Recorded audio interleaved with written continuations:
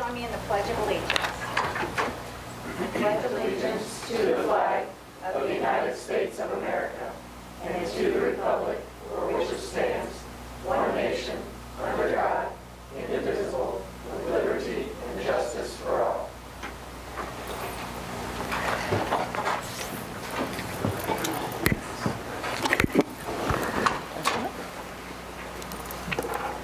Okay, Chris, could you call the roll, please? Mrs. Detzel. Here. Mr. Yoshimura. Here. Ms. Meredith Brantley. Here. Mr. Gilbert. Here. Mr. Detzel. Here. Okay, I think we have a Butler check. We do. I'd like to bring up Dave Campbell from Colerain High School.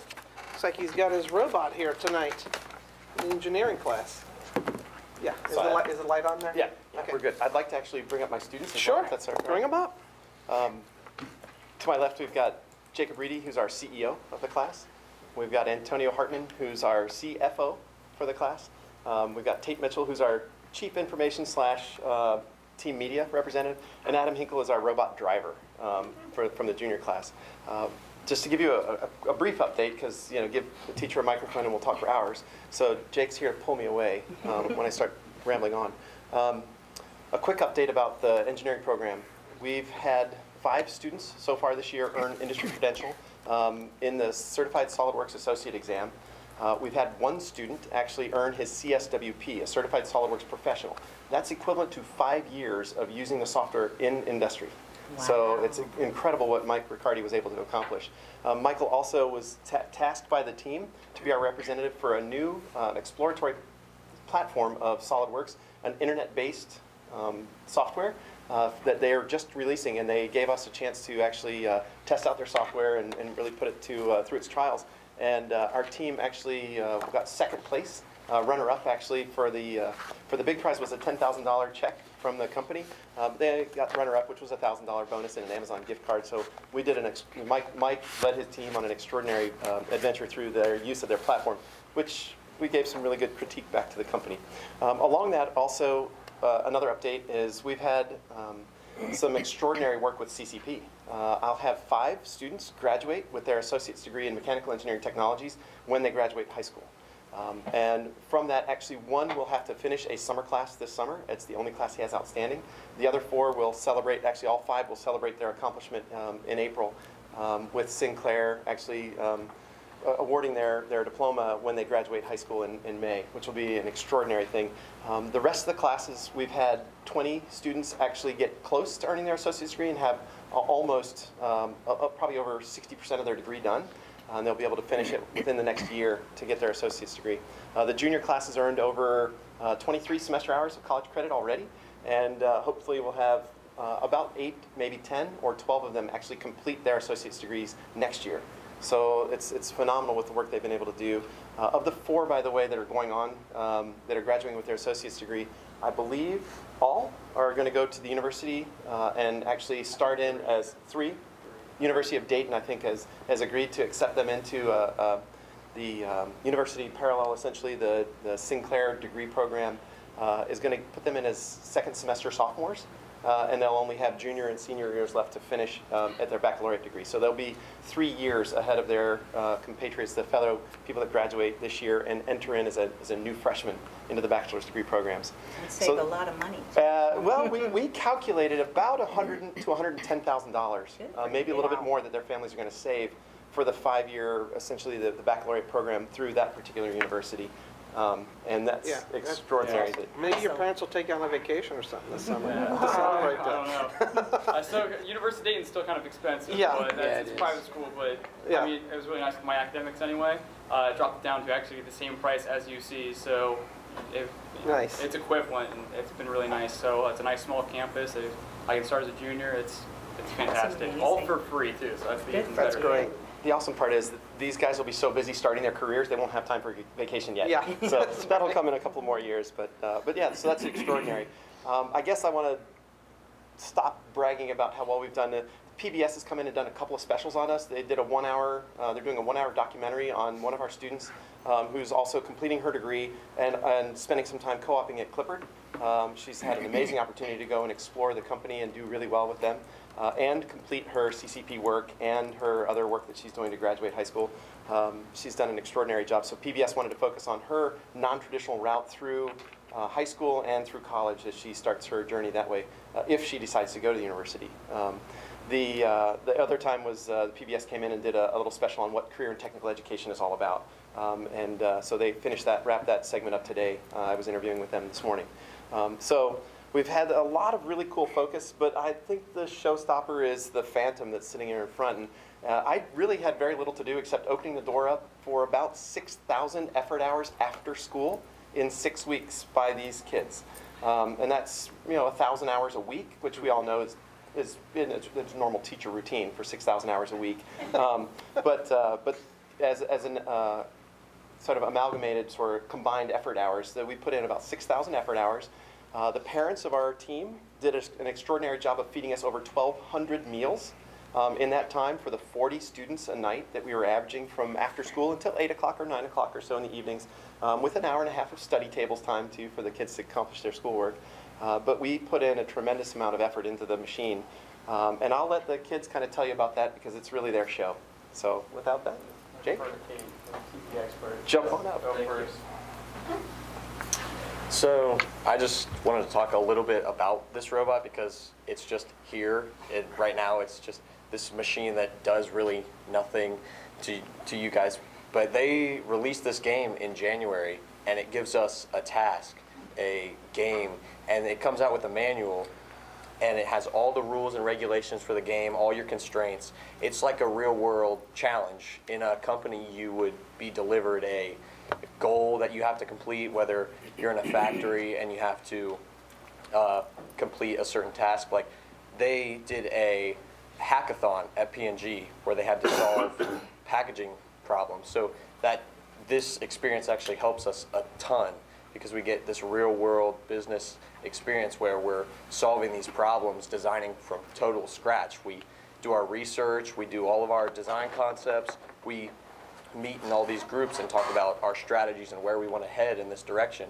And as the weeks move on, we get further into the design using CAD, and then from there we start machining. And we have our kids in our class that have been mainly focusing on machining throughout the whole time, but we include them into the design process. So when we send down a part to get machined, they know where it's going on the robot, what it's going to be doing, what the purpose is for it. Because even if it's just like a small little bracket that's holding two pieces together, every little piece on the robot is just as important as the blinking lights and the things that actually complete the game.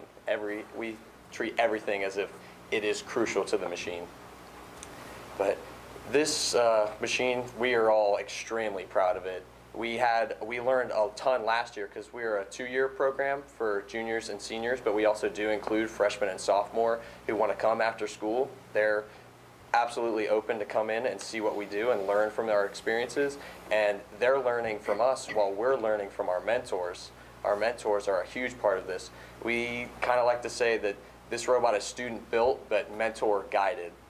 They always help us out, and it's a great experience because we are getting such an advantage to kids that have never gotten to experience something like this before, but we can go out into the workforce right away or go to college, but we will have this amazing memories, everything that we've done on this machine. And even if you go out there and the robot goes in flames, which has happened before, not on this one, luckily. The only fire on this one is the lights. That's the only thing. But it is so much more than just the machine. It is the experiences that you have, the knowledge that you gain, the amount of things that I could talk about on how much I've learned since I started this program is amazing, but I will spare the details because I could talk forever. I can pass it over to Jacob, our CEO. Yeah. Thanks for that intro. All right, I'm going to talk about our outreach because, like you said, we're a lot more than just the robot. So what we do is kind of everything. So I'll start with the hackathon. So last year, after our second competition, P&G invited us and a couple other robotics team to come and solve some of their packaging solutions on their product lines. So in my group, they have the Cascade pods, right? And they're in these bags. And the machine was really old, and they didn't make new parts for it anymore, and it was kind of an inefficient machine. So they said, okay, come up with a solution that this is 1,000 times easier, and it's cheaper, faster, better, whatever it may be. So me, another girl that was on our team, we sat down for 3 days. We came there from like 6 o'clock to about 4 o'clock every day for those 3 days, and we designed a product solution. So we were messing around with these like $100 million, robotic arms and stuff like that, which is really cool because you get this experience, but then now we have this experience. Like this is even closer to what we're going to be experiencing on, on the job and in the workforce. So that was really cool. And then my group, luckily, we ended up winning, so that was cool. And then P&G actually ended up implementing that product solution into their product line. So right now, somewhere in the world, I forget what planet it is, but it is out there, doing what they wanted it to do. It's faster, better, and a lot cheaper than whatever the old solution was. Did they give you any money for doing that? No, they made us sign a form for that. They made us sign a form for that. I was very upset. Yeah, they were very stacking Pringles. Exactly. Yeah, exactly. There was non-disclosure and all that fun stuff. Lots of paperwork get aside for that, but yeah, that was really cool. And then we also do a lot more like community outreach. Like this past summer, we went up to the Dayton Air Show and we presented a robot there with another robotics team that we're good friends with, and so we showed off to, I think it's about 5,000 people that were there. They just, we drove around a robot, last year's robot, it was like shooting these big milk crate looking things. So we were, doing that. We had kids, catch them while we were shooting them. So it was really cool to interact with the public like that and just show them, this program exists, this is what we do. And then we talked to them about Sinclair and the associate's degree and how lucky you are to have that program, and then how we're getting a new program up at D. Russell Lee and how much fun that's going to be. Our $300,000 brand new lab with all the other fun, cool things, robotic arms, a full field to play our game on. So we're just really excited about all that fun stuff. And I don't know, we just do a lot of community outreach because we want people to know that STEM is here, we're here. Let us show what we can do and what you can learn from that. Awesome. All right.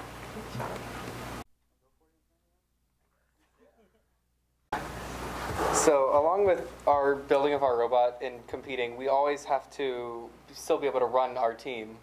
So we run our team a lot like a business with our CEO and Campbell presiding over everything. The board of directors. The board, yes. And I'm the CFO. I handle all of the money, and building a robot like this is expensive, to say the least. And it's How much money do you have into that robot? $3,795.32. He's all everybody. He is the CFO. Look at Amy smile. And yeah, had to keep our budget on track, along with also helping contribute into the design and implementation of some of our ideas along with this.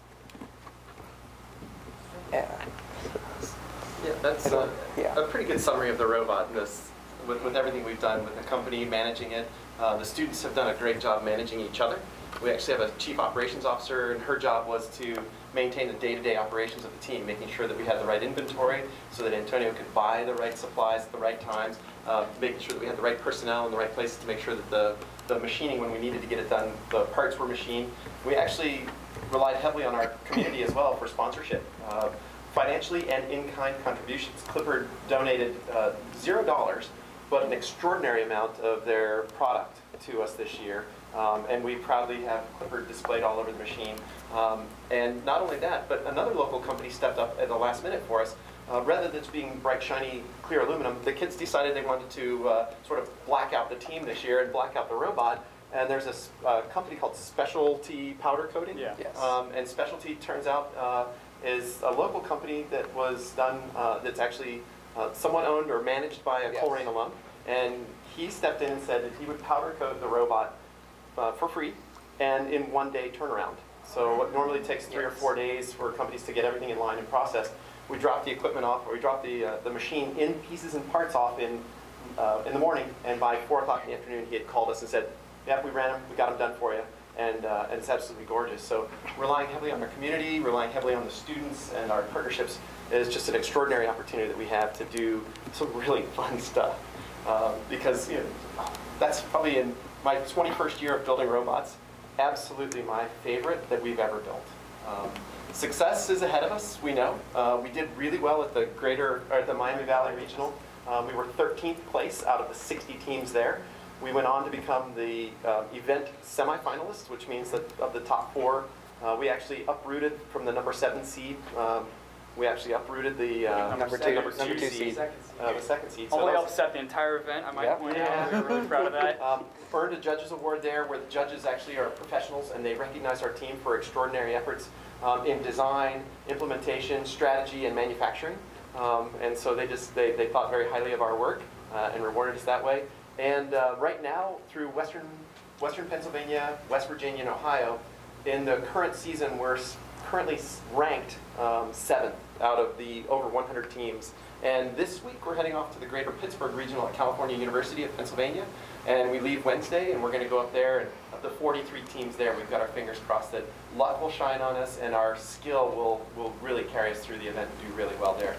Do you know what task they're going to have you do, what the robot will do? Yeah. So the game is set in January. All the teams worldwide, 6,000 plus teams worldwide, get the same game and the same game pieces. And the game this year is called Destination Deep Space, presented by the Boeing Company. They have to pick up hatch panels, which are polycarbonate discs, a torus, essentially a flat disc like a washer, but it's 19 inches in diameter, and then a 13-inch diameter playground ball. And we have to score both of those different devices. And unfortunately, the robot is configured for match play, so we don't have the cargo that we brought, the orange bouncy ball, and nor the hatch panel, because our hatch panel scoring mechanism also was broken in our last match at Miami Valley. So we're repairing that, and we're allowed to take pieces and parts off. The rest of the robot, though, as soon as we're done with this, has to go back into the bag and sealed with a serialized ID tag to make sure that we're not actually working on it. We can demonstrate and display. But, so the game will remain the same. And we know we've done some scouting. Antonio's in charge of our scouting as well. So we've scouted out the 43 teams that are there. We know their strengths. We know their weaknesses, at least those who've played this year. And we think we're fairly well prepared to go in and have some more success. Gotcha. Great. Can I ask, when you guys started this project, were there a few disagreements, and how were they settled? Always. Okay, of course. Let's build an elevator. No, let's build something that shoots the ball. We're doing enough. Yeah, Okay. That's kind of where those groups come into play. Yeah. Is we have our little design group. So there's a group focused on only grabbing the balls. There's a group focused on only grabbing the discs, and a group focused on just the drivetrain itself. So all those little arguments don't happen in a room of 40 people, because nothing would get done. Yeah. So they all happen in those small groups, and we all come together, and we're like, this is the direction we're heading in. So now everyone in this group can start working towards the same goal, instead of people going, well, I want to go this direction, and I want to go this way. We always make sure that we are in the same headspace. And even before we do that, we come up with a finalized game strategy of how we want to play and what we want the robot to do. So that way, that already kind of limits, the broadness that can be the games. And like he said, there's 40 kids, and 40 young adults. Sometimes we have clashing ideas. No idea is awful. We all come together to create this cohesive machine. Do you have the final say, or do the kids make No, those we all- decisions? He gets no say. He gets no say. You keep them away from the robot. It's more like we get his Good opinion, for you. but if we think he's wrong, we kind of we'll just do it anyway. And then when he's right later down the road, we'll just be like, okay. And that's the best way to learn. Absolutely. Absolutely. Yeah. Needless to say, Systems Integration Week, where the hatch panel team and the ball team come together and start to say, how do we make this all fit into a size envelope that they give us to make everything fit internally? That's a very lively week. That's a stressful week. That's usually when some of our parents bring in the best comfort foods. Hey, you guys need some ice cream. I was going to say, one of our alums' dad owns a Skyline downtown, so that's one of our favorite meals. We'll bring that in, especially during that week, and we'll just, chow down on some cheese conies, and then we'll be like, okay, let's get back to business. I think our second favorite week, though, is when we bring the robot to life. We call it the birthday. Yeah. The robot's birthday. So when we brought the Phantom to life, was an extraordinarily fun day, because rarely ever do machines work the first time when you turn them on. But because of their careful preparation, their diligent work that they had done in design and implementation and program, we had to program this machine. As soon as we switched it on, I've never seen a robot work as flawlessly as this one did the very first time we turned it on. There was very, very few adjustments, and for an IT department not to have to tweak and tune, that's extraordinary. And I was quite pleased with all of their work. Can you explain your name, the 144 Rock? Sure. Yes. Who wants to go? Look at Adam. yeah, I was going to say. Go ahead. Okay, so 144 is just our team number, and there are over 7,000 teams in first right now, and 144 is an extremely low number. You see low numbers very rare because our team was started in 1994 when there are teams every year. There's hundreds of teams that start up, but ROC is for Robotics Organization of the Cardinals and Knights, because we're the Colerain Cardinals and the Northwest Knights. Love that. We're also rock, because we do things the hard way. Oh. That's how we learn. Don't take us for granted. Yeah, that's right. We could do that every day. It's like that, yeah. I'm really impressed with the organization, the CEO, the CFO, because without the infrastructure, you don't make anything move. Yeah. It sits there with a bunch of people with a bunch of different ideas. And so having that systematic organization and approach, I'm a very operational person, and I know that like things have to move. You have to always be moving. And I love the chemistry that you guys have. You guys have a really good chemistry together. I was gonna say, you don't exactly spend like 6,000 hours together and like not learn to like each other, because otherwise everything falls apart. We all care a lot about this, so you kind of just learn to work with everyone and, you know, make everything work. When we say 6,000 hours, too, Tate spent 209 hours alone on after-school hours on the team. Jake was very close behind. Yeah, about 204. I think it was 5, but 205, yeah. something like that. Not counting. I think it was But the team structure, it follows suit. My favorite robot, best robot we've ever built, definitely follows suit with the best leadership structure we've ever had. Absolutely powerful group of students that we've had that actually lead us through all of our core leadership, and the followers have done an extraordinary job putting the work together on this machine. Dave, I was just going to say, I mean, I obviously got to see you when you first started. It really hasn't been that many years, has it? But I never had met anybody. Your passion for this and it's so infectious. But tonight, of all the presentations, it is so neat to see you've got 4 of them that are just like you, that are just as excited and passionate about it. And it's neat that all of you can not only do this, but you're very comfortable speaking in front of everybody. And it just, the accomplishments that you guys have already made is amazing. To be able to start college and be a junior. Thank you so much. And you will appreciate it even more after you graduated and you don't have all the student debt everybody else has, and you have great jobs. So we want to wish you the best of luck. One thing I would like to ask, once you're in college, stop back and see us and let us know how things are going. Was it what you expected? What kind of opportunities are you getting now that you're in school or you've graduated from school? I mean, we'd love to hear that, and I think the students that will follow you would love to hear from you too. We actually have one of our key mentors this year works at Alexander and Associates, and his work with the team is extraordinary. But he's a 2012 graduate of the program, Ray Frank, and he has led through so many things and taught so many of these kids. He basically taught me and Tate single-handedly how to design the robot. So like last year, we sat down for probably 8 hours every day, just us 3 designing like the first robot, and then he kind of backed off this year. Me and Tate stepped up, and it was really a lot of us just sitting down. We designed a lot of it. So I'm not going to let them escape my claws. They're going to be back working with us. As part of our Butler Tech, we do follow-ups, and I rarely let my students go without following up with them in 3 months, 6 months, 9 months, 12 months after they're done with me, and even 2 years, in Ray's case, 6 years, and nor do I want to let Ray go. That's one of those papers you signed. It was really for Dave. You got to come back. Exactly.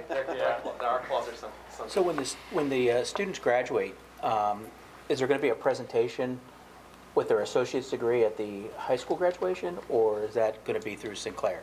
Well, Sinclair's recognized them on April 16th. I think we just got the notification while I was away late last week, so we'll send that on to throughout the district. I know Mr. Fisher, we've made him aware of it at Colerain High School. On April 16th is kind of a recognition night, but we will talk about that when the recognition comes at graduation for these folks and the students that have put forth that effort. Excellent. Is this going to get out to the public, this project? Yeah, I mean, every year we have something that we put out and talk about and write articles about. Great job. Yep, absolutely. We need to get that out. You guys are great. We appreciate the support and everything that the Northwest Board has done for us to allow us to be able to do such an extraordinary task. And to have these fine students to work with, I'm absolutely spoiled. Just having a space to work in is nice. I mean, because one of our good friends, they lost their space, end of last year, I think, and we saw how difficult it was for them. So just even having the room to work in at Colerain is fantastic. Yep. I love the name. I love how you incorporated. We rock. Great guys. Absolutely. Thank Great, you very much. great job. Safe travels to Pittsburgh and Yeah, appreciate or it. to Pennsylvania. Good luck. First item is certificated licensed personnel items, certificated retirements and resignations. Superintendent recommends that the Board of Education approve the certified retirements and resignations as listed. So moved. Second? It's been moved and seconded. Are there any questions? Okay.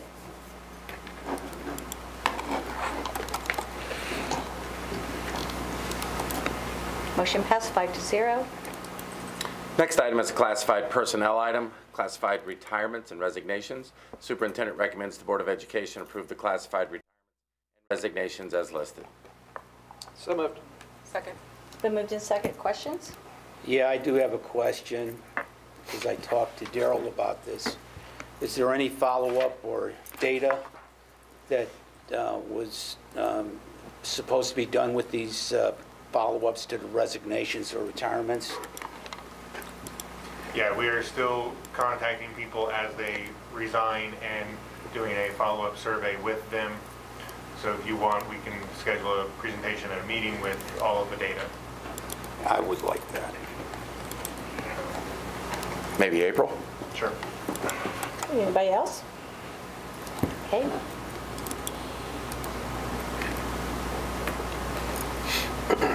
Motion passed 5-0. Next item is a general business item, shared use and easement agreement between the Northwest Local School District, West Union Square LLC, and the Cincinnati Metropolitan Housing Authority. Again, this is the back exit that comes out of Struble as they go through the retirement center that we've talked about many times. This has to be done on a yearly visit. We revisit, everything's going well, and so it will just be something that we will bring to your attention once a year. Superintendent recommends the Board of Education accept the shared use and easement agreement between itself and the West Union Square LLC and the Cincinnati Metropolitan Housing Authority for the purpose of bus egress from Struble Elementary School to Banning Road. So moved. Second? Moved and seconded. Questions? Okay.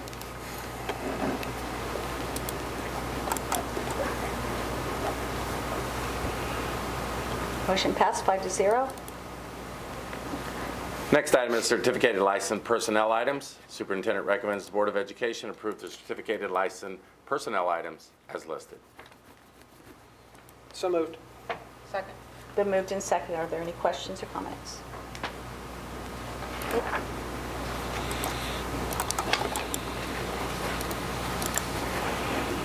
Motion passed 5-0.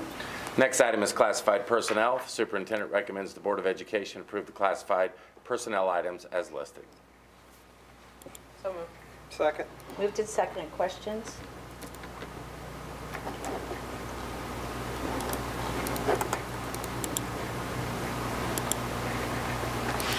Motion passed 5-0. Next item is miscellaneous. It is Neola Board Policy Revisions. They were presented as information last Monday. Superintendent recommends the Board of Education approve the revised Neola Board policies as listed. So moved. Second? Been moved and seconded. Are there any questions regarding the board policies? I have a question. When it's referring to like the suspensions of students, my understanding that there was a policy, was it under third grade were not to be suspended, or what was the? The state has passed a law in 2 years. There will be a statewide law that will be passed that you cannot third grade and under, but for now, there is no state policy or anything like that. It'll be becoming in 2 years.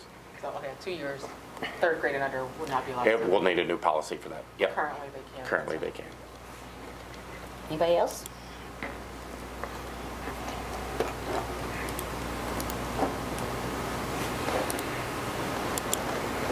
Motion passed 5-0.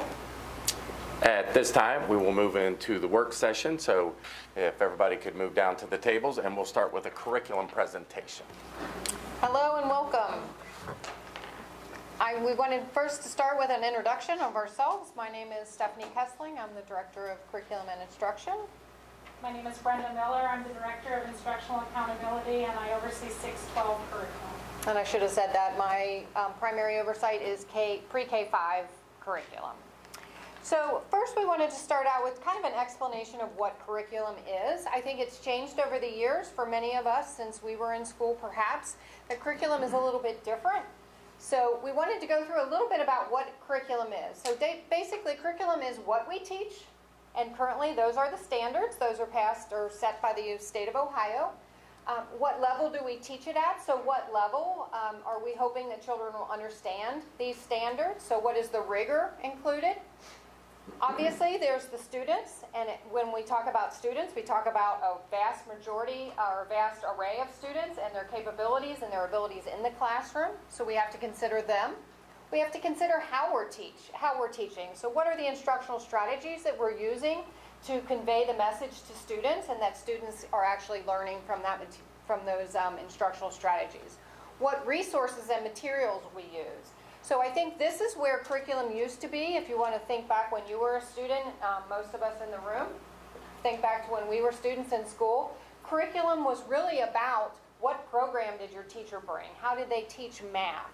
At that time, we did not have state standards that we had to follow. So really whatever program your district bought was kind of the curriculum. That was really what the program was about in the classroom. Those days have changed, and so no longer does our curriculum define what we teach. Our curriculum, so out in the lobby, we have some K-5 math materials that we reviewed today.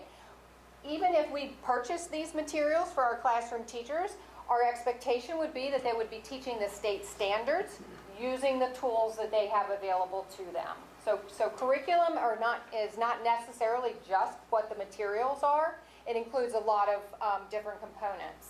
So we talk about when we teach it and in what order, and that's what we would consider called a pacing guide, a teaching calendar, an instructional calendar, all of which we will be mentioning later in our presentation. And finally, ensuring that students are learning. So it's not about, curriculum is not about, well, we taught it. It's really about what are our students learning. And so all of these things come together to make a curriculum or a curriculum department. So Brenda and I were both brand new to our positions, and we both assumed new roles this summer. And so part of taking on a new role is kind of looking at, well, where do we go, where do we start? Where do we look? And so really these are the things that we considered. We had to determine our current reality. What do we have available to us? What resources do we have available? So in the form of human capital. So what kinds of teachers do we have? What kinds of folks are working in the curriculum department? Curriculum coaches, curriculum specialists. We had to consider all of the things that we had available to us. And then we also had to determine how well were we using the resources, the materials that we had in our hands. Okay? We decided we needed to define really where we want to be. We thought we knew where we wanted to be, but we wanted to make sure that we were representative of our community, which not only involves parents, but also our teachers, our administrators, and our students. We wanted to begin to look and to identify and prioritize our needs. When you look at taking over a curriculum department, as you will, as there were a lot of different components, when you begin thinking about pre-K through 12 education, it takes you in many different directions. So there's not only the content areas, so you're looking at English language arts, math, social studies, science. You start getting into the specialty classes once you get into the high school levels. You have CCP, you have AP, you have gifted, you have special education. So we determined that we really needed to identify and prioritize where we were going to start, because we knew we had a large task ahead of us. And finally, determine how we're going to get there. And so those were the things that Brenda and I began talking about this summer, and that's kind of how we started our role in the curriculum world. Brenda was already in that role. I won't say that she wasn't, but I was brand new. So that second goal, it talked about defining where we want to be. And any leader needs to have a clear vision and be able to paint a clear vision for where they want to get their organization and their people. So this is a very familiar cone in education. Probably lots of you have seen something like it, but this cone represents what would happen if we had a highly effective and healthy academic system in our district. If that were the case, we would have about 80% of our students achieving proficiency or success, however you define that, based on poor instruction. What happens in the classroom the first time. would be a preventative model, so that rather than reacting to and constantly trying to keep up, we would be ahead of the curve, closing gaps before they got widened with our students coming into school.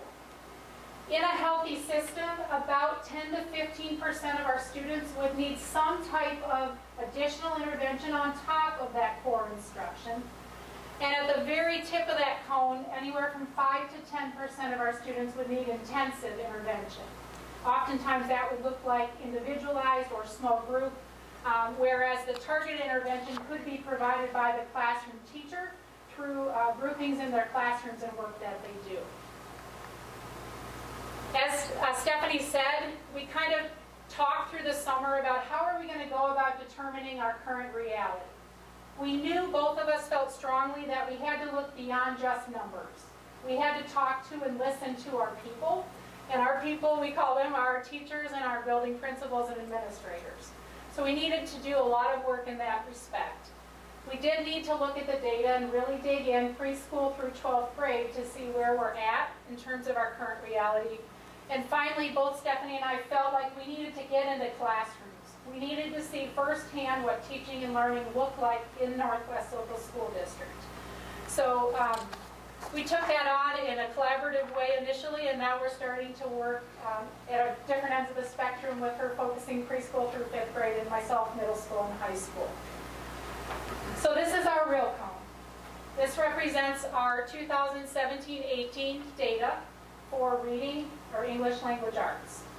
So our real cone looks like 48% of our students scoring proficient, achieving the goals that are set for them, 26% needing some level of intervention, and another 26% needing intensive intervention. The scary news is, folks, that this is after all of the intervention we provided last year. This is where we finish. Remember, in a healthy system, we would want 80% of our students to be successful just based on what happens in the classroom. So as we talk this afternoon or this evening, we'll talk about, Stephanie and I feel strongly that we need to focus on core instruction first. We're doing lots of great things with intervention. We've got all kinds of Tier 3 direct instruction going on at the elementary. But if we constantly try to keep working with a system that's like this, we're going to wear everybody out. We're not going to find success because we're going to be caught in a hamster wheel, constantly trying to patch holes and fix problems in a reactive mode versus being proactive. So we don't show you this to scare you. This is where we are, and we know that. Math looks very similar. If we did the cone for math, the green would be 50% from last year's data, and about the same distribution in the yellow and the red. So that's a visual representation. We wanted to give you a little bit more student achievement data, and this is from our current 18-19 school year, so this is incoming data. So 66% of the current kindergarten students entered school achieving below the national average percentile in reading. So 66% of our current students coming in. Okay, so this is real live data. 4.7 of the kindergarten students came in achieving above the 80th percentile in reading. Okay, so 4.7%. 86% of the students who attended Houston Early Learning Center for preschool, this is an outstanding information, came into kindergarten on track as determined by the state of Ohio. So there was an assessment given at the beginning of the kindergarten year, and 86% of the children who attended our health preschool who came to us as kindergartners were on track from the state of Ohio. Just want to let that sit for a minute. Okay. It's a great celebration for the work we're doing at our Houston Early Learning Center. Unfortunately, only 19.6% of our kindergarten students attended health last year. Okay. Stephanie, why is that? Why do you think that is, that only 19% of them? It's just not, the capacity isn't there, whether we haven't sold this program out there or the facility isn't holding. I can't speak to the history of it, but I could tell you that I believe if we could get the message out of how successful our preschool is and we had the facility to house that preschool, we could increase that number. What are the fees that I don't know What are the what? fees. So for students with special needs, it's free. So it's a preschool program is based on their income, so It's a sliding scale. no, if you had, if you had no assistance, how much would you want to Yeah. $30 per week, month? And then that would next question, hours of that. It's Yeah. half day, so it's like, Half day. they have to be double for the health. Yeah, if they had needed childcare. I know, daycare. If they needed daycare in the afternoon, they'd have to attend, yes, somewhere else. So those may be some of the barriers. Absolutely. Both of my grandsons attended Houston. They're both in the gifted program at Struble, but one skipped a grade. So those are twins. One's in 3rd grade, one's in 4th grade. And I know for a fact that the teachers, back when they were teaching, were very dedicated. I think the lack of leadership, and I won't mention the person's name, she's no longer there. The new leadership is much better, I've heard. And the fact that that is not being promoted, I don't know why it's not being promoted. I go on Facebook every once in a while, and new people coming into the district say, "Where do I take my kid to preschool? Do you get all-day kindergarten now?" And most people don't know about Houston Early Learning Center. They are at capacity every year, just Yes, so they everybody are. understands. There is no room for anybody else to go. So it is promoted very well, and that it's full every year. It's not even close to not being full. No, I mean, I knew it was full, but we need to promote it as far as people letting them know about it. And have you considered using Ann Michael? Is that something you're... Anything we use would cost additional money because there is no funding from the state to help at this time. If you notice similar districts nearby, Cincinnati Public, part of their last levy they passed was to add preschool, and it was at a very high price. And if you know anybody that's been in Head Start, I mean, I know teachers that were in Head Start, it's a proven fact. If you get your child into Head Start preschool, it's a proven fact they're going to do better than the students who don't. And that's something we as a district, I know he said we don't have the money, but that's something as a district we need some help with.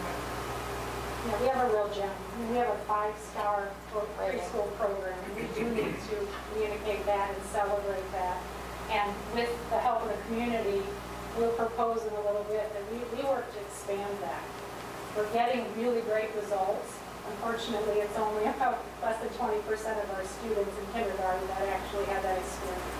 And you have to take into the fact that some people don't move into the district until they're ready for their kids to start kindergarten. And the people on Facebook, their kids are, I don't know, I didn't ask them their ages, but I did tell them Compton Road, Houston Elementary, Houston Early Learning. So I know people are learning about it, but I didn't know it was at its capacity. So that's going to be a problem. Unfortunately, because of space. Right. Heidi, did I see you raise your hand? No, Oh, okay. Okay. Okay, any other questions on this slide before we move on? Okay. Oh, I did something wrong. Okay. Okay, so obviously the role of public education is to serve students regardless of where they are, but we did want to try to identify for you how our general population kind of shakes out, the spread of our general population. So 9.8% of the students in the Northwest Local School District have been identified as gifted, and underneath each of these we listed some of the programs that we have in place for these students. So we have Access, which is a language arts-based program for grades 3 to 8. We have AP, CCP, honors, all of those are at our high school levels. We have cluster grouping for math in grades 3 to 5. We have advanced math for students in grades 6 and 7. We have 8th grade algebra and foreign language. All of those are provided for students that have been identified. You don't have to be gifted to take one of these classes, but these are programs that we have identified as programs for children that are gifted or have been identified. And algebra and foreign language are for high school credit. Correct. I'm sorry. In the 8th grade. And 16% of our students have been identified as having a disability. So if you go back to our original cone, and when Brenda was talking about it, she shared the top, the red part of the cone should somewhere be between 5 and 10%. Okay, we already know that our cone is going to look different. So our red at the top, because we have already identified these students as having a disability, we will have to provide specialized instruction for not 5% of the top of the cone, but 16%. So we automatically, just because, not automatically, but because we have identified students with disabilities, we are providing specialized instruction. So we understand why our cone would be on the red part, be more than the 5 to 10% of a national cone, if you will. Steph, just real quick, I actually was just running some data before this meeting, and our students with disabilities actually span the entire academic achievement spectrum. We have students that are gifted, identified gifted, and have a disability, as well as students who have severe behavioral needs, but are very, very intelligent and have a lot of academic skills. So this population, they absolutely need a specially designed plan to meet their needs, but they're not all in that red part of the cone. Okay. Because we've got kids that are all over the place. Okay.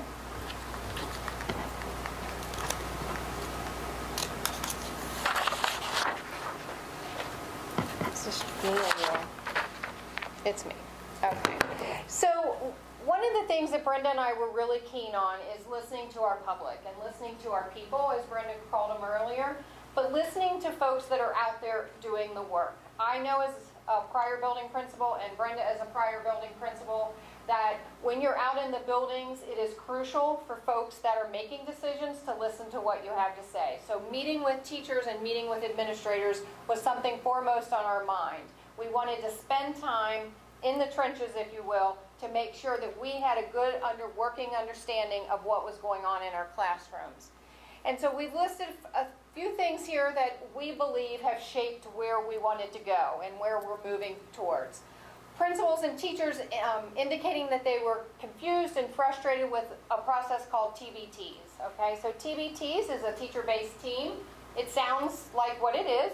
It's a group of teachers coming together to discuss things.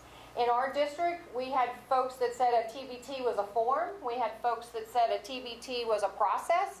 We had folks say a TBT was a team. And so we had a lot of confusion around what a TBT was and what it was actually being used for. We had principals that defined the transition from taking data into doing something with it was where their teachers, they felt like their teachers were stuck. That we were really good at taking data that was given to us or provided through MAP assessments or any of our other state assessments, but we didn't know what to do with it after we got it. So we knew students were struggling. It was taking the next step to say, what are we going to do to fix that we were struggling with. And so we were kind of stuck in a process, and if any of you know the Ohio Improvement Model, there's 5 stages, and we were stuck down here in action. What do you do with the data once you have it? So it wasn't a problem of not having data, it was a matter of what to do next. Principals and teachers all suggested we need more staff development. We just implemented a reading program this year in our K-8, K-10 program in the area of language arts. And so a lot of folks were saying to us, we need more professional development. I learned in the early literacy stages that our teachers needed more instruction of how to teach reading. Not necessarily how to use the program, but how to teach reading, the basic fundamentals of teaching reading. And teachers expressed a desire to be more involved in the process of creating common assessments. So they didn't want a surprise assessment that was produced by curriculum and given to them. They wanted to be involved in that process because they were involved in the teaching of the process of math or language arts. So they wanted to be involved in that process. So that kind of took us down a path as well. And we will talk about that in a little bit.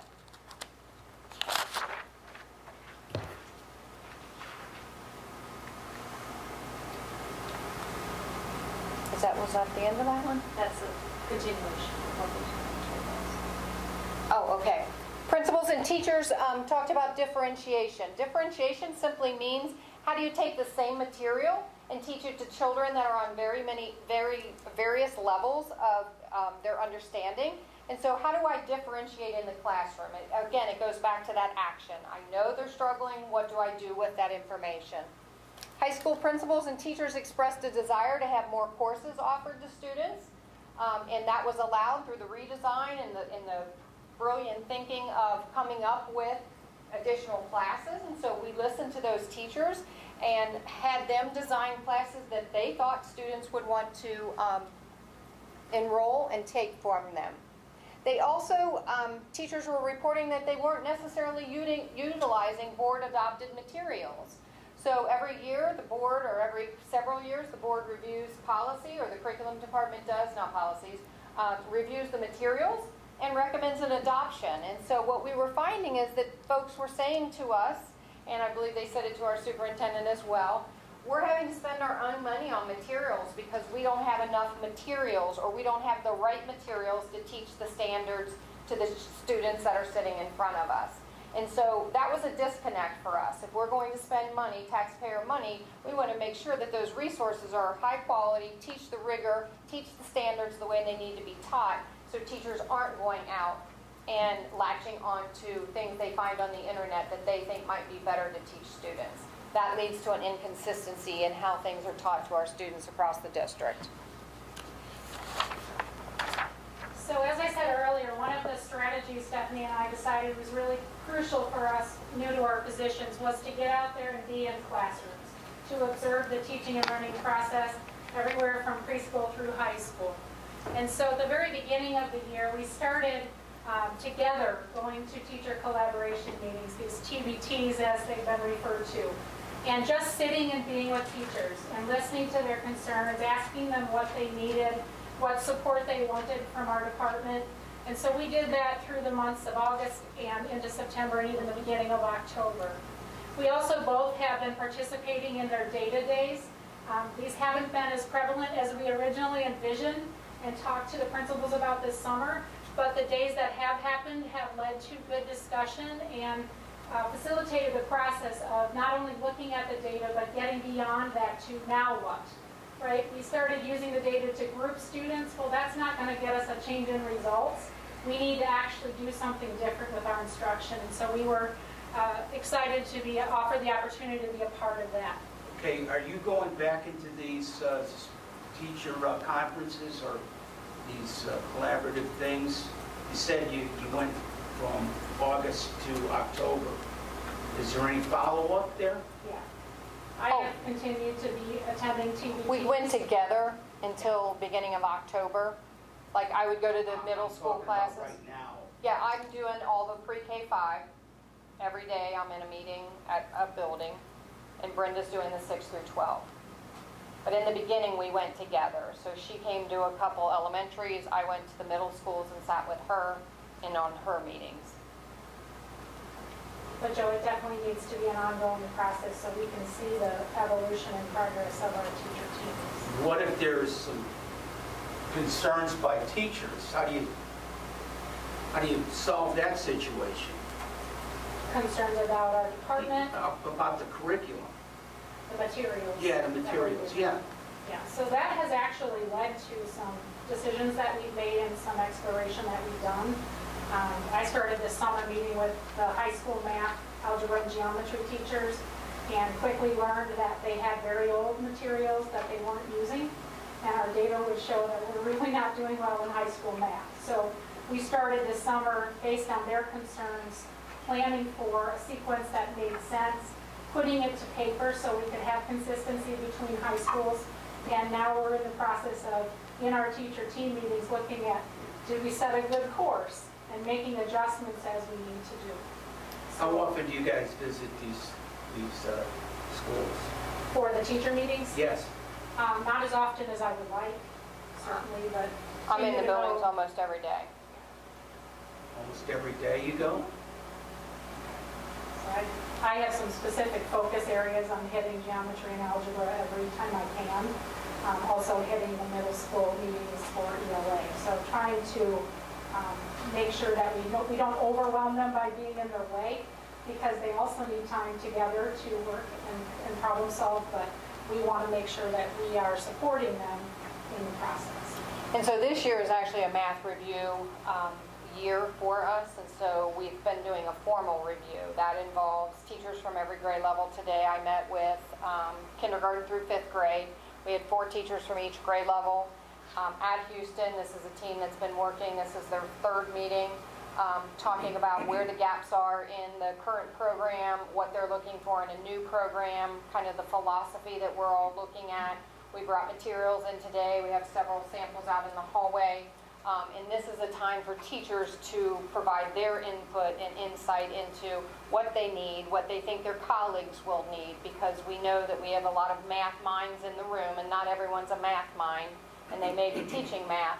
So they are bringing the perspectives of folks who aren't necessarily them, but they're all bringing those to the table, and then they will be the ones who will select the next adoption of materials to be used. Sure. Yes. When we did the, I'll call redesign, when we evaluated our teachers for the elementaries and we shifted around, what impact did that have on the TPT or data? So if there was a group, say, at Struble, where some of them got separated and went to Montford Heights or Taylor, what was the impact on that? Was there any feedback on that, or was it no impact at all? I think there was impact from the perspective of relationships. They had built relationships, but the expectation from the day one of last year when teachers found out were their new assignments, principals were working on that relationship piece to bring those teams together in a cohesive manner. And I believe starting this year that the expectation of those building principals was that we are all going to be in collaborative. And so the meetings that I have sat in with, for example, at Taylor Elementary, if a team is struggling, I see the administrator taking more of the lead in running the meeting, and then I've seen other meetings where the teachers are 100% and for whatever reason they gel and they're moving forward. So I don't know that it's been a big impact. I think everyone needed an opportunity to learn each other and to learn styles, and so the collaborative meetings I've seen this year have been outstanding, just from the fact that everyone is learning and everyone is bringing to the table the best that they have. And so that has been a eye-opening experience and a refreshing experience for me. I think one thing that I think would be neat, I'd like to see is, I mean, we have subject matter experts in all these schools. It would be neat to see them come and present with you. Yeah. So that we can see that, and there's nothing against what you guys are presenting, but it would be more cohesive, I think, maybe, and they would have maybe have a different feel for the buy-in level. Absolutely. Maybe. And maybe if we get to the adoption stage in math, we'll bring the teachers in and let them talk to you about the program that they've selected. That'd be great. And to piggyback on what Stephanie said, Mark, one of the things that I've heard from some of the teachers is that because they have people that they used to be with that are now in all the different buildings, they still are connected to those people. So now there's a lot more collaboration between buildings than there ever was before, because they still talk to those people. So they hear all the ideas and the cross-pollination of information from one place to another. So some of the feedback that I've gotten from some of the teachers is that they feel like they're more connected across the district with access to information that other people are talking about. And I think one of the conversations I think I had with you, Todd, is when I was in 4th grade, I was redistricted to a different school, and it was like the end of the world until about the 3rd day. And then it was, you know, you had a, so I think that all played out exactly the way they were speaking to. Yeah. So the third bullet point refers to, a couple meetings ago I talked about our schools that were identified as focus schools and watch schools. So as part of that, we were assigned a consultant from the state support team. Megan Horstmeyer is our consultant, and she is actually only in 2 districts, so we're getting a lot of support from her. And so with Megan, Chrysalyn and Dustin, myself, Stephanie, we went to all of the buildings that are in focus or watch status, connected 281 observations together. And so we had a rubric that we used. We focused primarily on language arts and math courses, as well as the services that we provide to special education students or students identified with a disability. And in those observations, we looked at the type of instruction that we saw. So one of the things on our rubric had us immediately decide, were we seeing guided practice? where a teacher was kind of working with students to practice what they'd already taught? Were we seeing focused instruction, where the teacher was at the front of the room providing direct instruction to students? Were we seeing collaborative instruction, where students were working with students, like you heard these men from Butler Tech this little while ago? Or were we seeing independent practice? So that was our first decision when we walked into a classroom. We also were asked to judge the quality of instruction, and I say judge, but we had very specific criteria. We had to answer yes or no based on what we saw. We were in these classrooms for about 10 to 15 minutes at the most, and that sounds like a very short amount of time. It is when you take it in isolation, but every classroom that we visited was hit twice. So I might have hit it at the beginning of the class, Justin might have hit it at the middle or the end of the class. So we got to see a pretty good section of that class. And with the number of classes we got, we were able to identify some patterns and some that we'd like to share. We also looked at formative assessment and the use of literacy on grade level text as well as writing in the classroom. Those were priorities for us. So what we noticed in these observations, so we visited Colerain Elementary, all 3 middle schools, and Colerain High School. We saw teachers who care about kids. We saw teachers who were invested in students. They wanted them to be successful, by and large. We saw teachers that were prepared for instruction. They weren't fumbling for the most part. They weren't faking it. We could actually tell that what they were doing was what they did most days. We saw evidence that teachers were collaborating. And what I mean by that is we saw teachers who were using similar activities, had the same learning goal, were using similar assessments. So we saw evidence of collaboration. And we, for the most part, as much as we talk about mental health needs and behavior in this district, we saw classroom management and routines in place in most of the classrooms we visited. Now, bring special people in for observation, and sometimes the students behave differently, but we didn't see things that were out of control in classrooms on the days that we visited.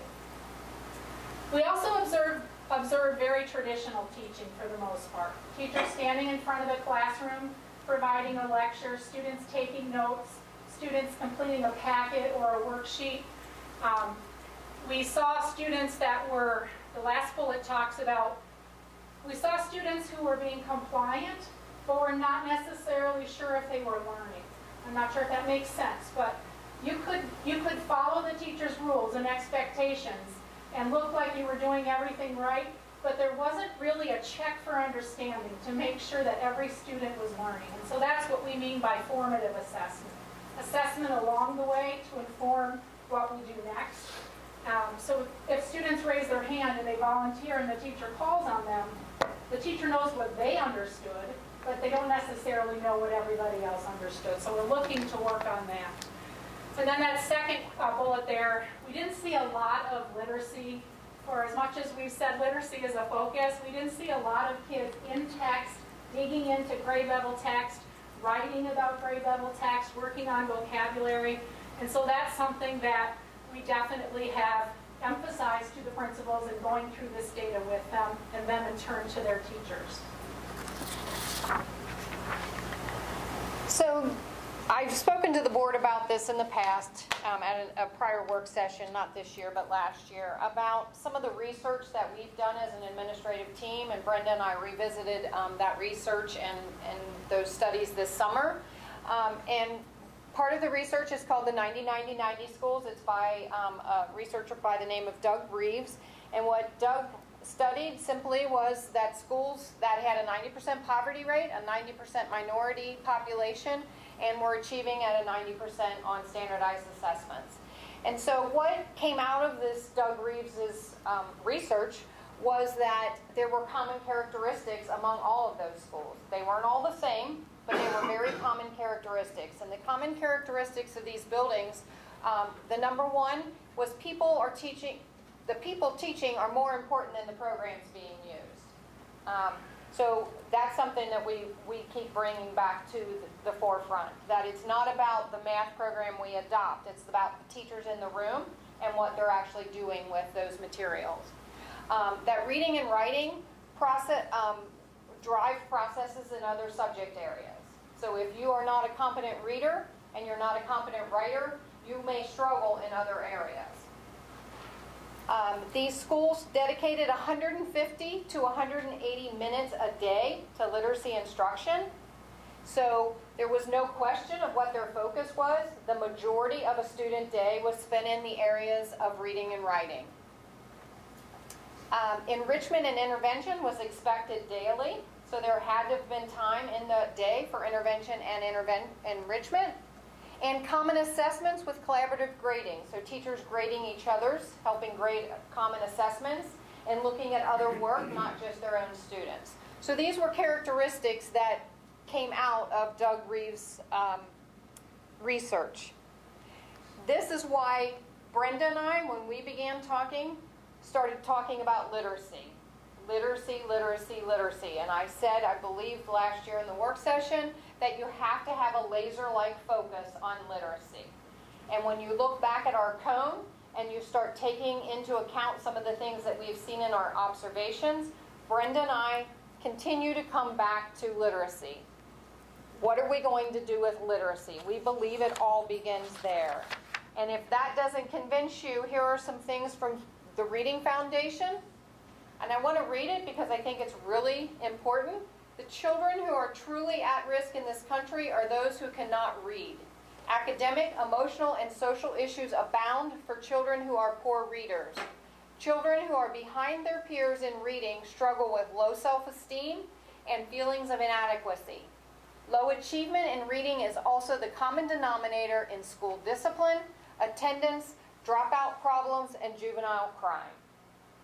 And I think that's where it kind of hits home for Brenda and I when we begin talking about what should our focus be, how are we going to prioritize our needs. This comes into focus, and we do not want this for our children. Do you get the parents involved in this? You know, you're talking about school discipline, attendance, dropout problems. I think that's shared by the parents, this whole thing. Have you incorporated reaching out to the parents in the district? So as far as, like, we have attendance plans, we have behavior plans, all of those are written with parents on the team. When we talk about some of our suggestions for the future, we'll be engaging parents at a higher level in the area of literacy. That's on a couple slides from here.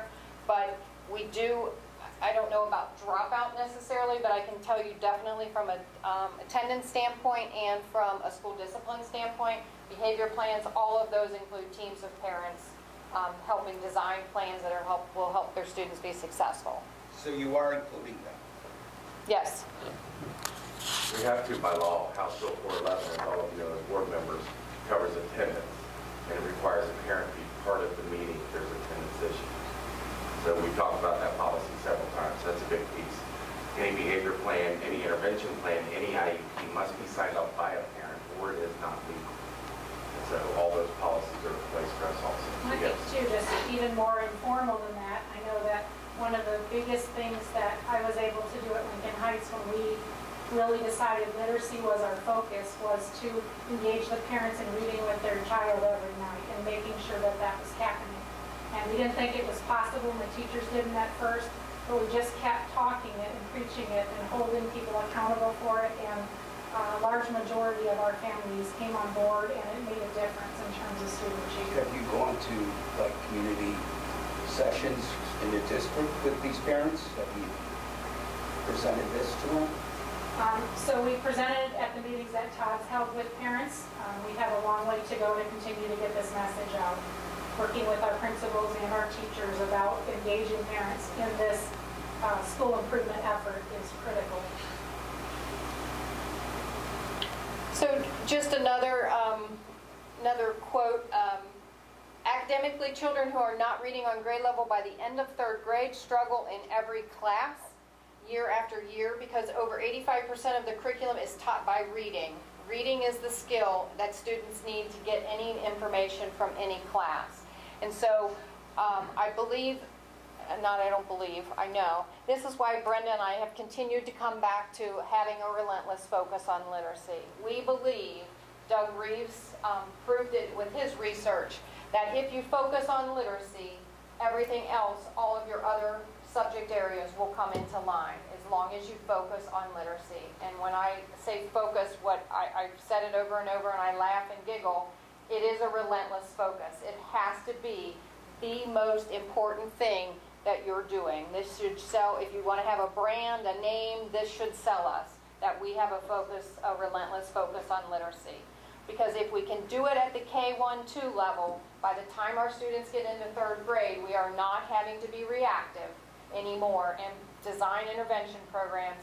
We are nipping it at the very beginning and making sure those kids from day one are rich, have rich texts in front of them, have rich literacy experiences in front of them, and hit the ground running. And I believe that's what you see of our students who are coming out of HELP. Houston, our 5-star preschool, they are rich in literacy and at HELP, and they are bringing our kids up, and we will eventually reap the benefits of that, along with our full-day kindergarten this year. I believe we will see huge benefits from having our students all day long this year. Oops. So another thing that we talked about as a strategy is making sure that we weren't trying to reinvent the wheel. So one of the things that we made a conscious effort to do is to go out and take our principals and our leaders out to see other schools and other districts. So just a couple examples. I took the middle school principals with me to Marymount Junior High School. They have a really exciting program called Expeditions. And while they're much smaller than us and have a different demographic than us, I think that our principals were able to start to think about some different things we could do to engage our students. Visited Oak Hills, talked with their secondary curriculum director, had a chance to learn about some exciting things that they're doing and getting results with. And so we are going to talk about some of the ideas that we're going to implement for next year that we first heard about there. And then taking some teachers and some administrators to Forest Hills to be part of their teacher-based team process and get an understanding of how they do business, hopefully so that we could take some of the best of their ideas and bring them back to Northwest. Marymount Junior High, what school is it? What? Marymount Junior High, what school is it? Marymount Junior High. Yeah, the junior high school. So also instructional council, so Stephanie, Leslie Silvernagle, our supervisor in curriculum, and myself attend regularly. This is a monthly meeting for curriculum people from all over the city. Working closely there with some school districts in particular. I've been very interested in high school math, and so I've been talking a lot with Mason, with Sycamore, with others, trying to figure out not just what materials they use, but actually what they're doing to get the results that they're getting. We've been engaged ourselves and with our administrators in book studies, attending professional development. We just sent a team of folks to a workshop that's a 5-part series called Unlocking the Mystery of Continuous School Improvement. I think that that's going to be a really good series. Megan is part of leading that for us. Next week, Thursday, we have 14 high school teachers and administrators going on what they're calling Get on the Bus tour around the city looking at innovative schools. We'll be up in Middletown. We'll be at the Sycamore Innovation Lab. We've got quite a few places that we'll be visiting that day just to help us to see something different, get ideas that we can then use as part of our high school redesign. And then partnering with Megan, our state support team consultant, as well as the curriculum experts at Hamilton County Educational Service Center. All of this is got the flavor of change.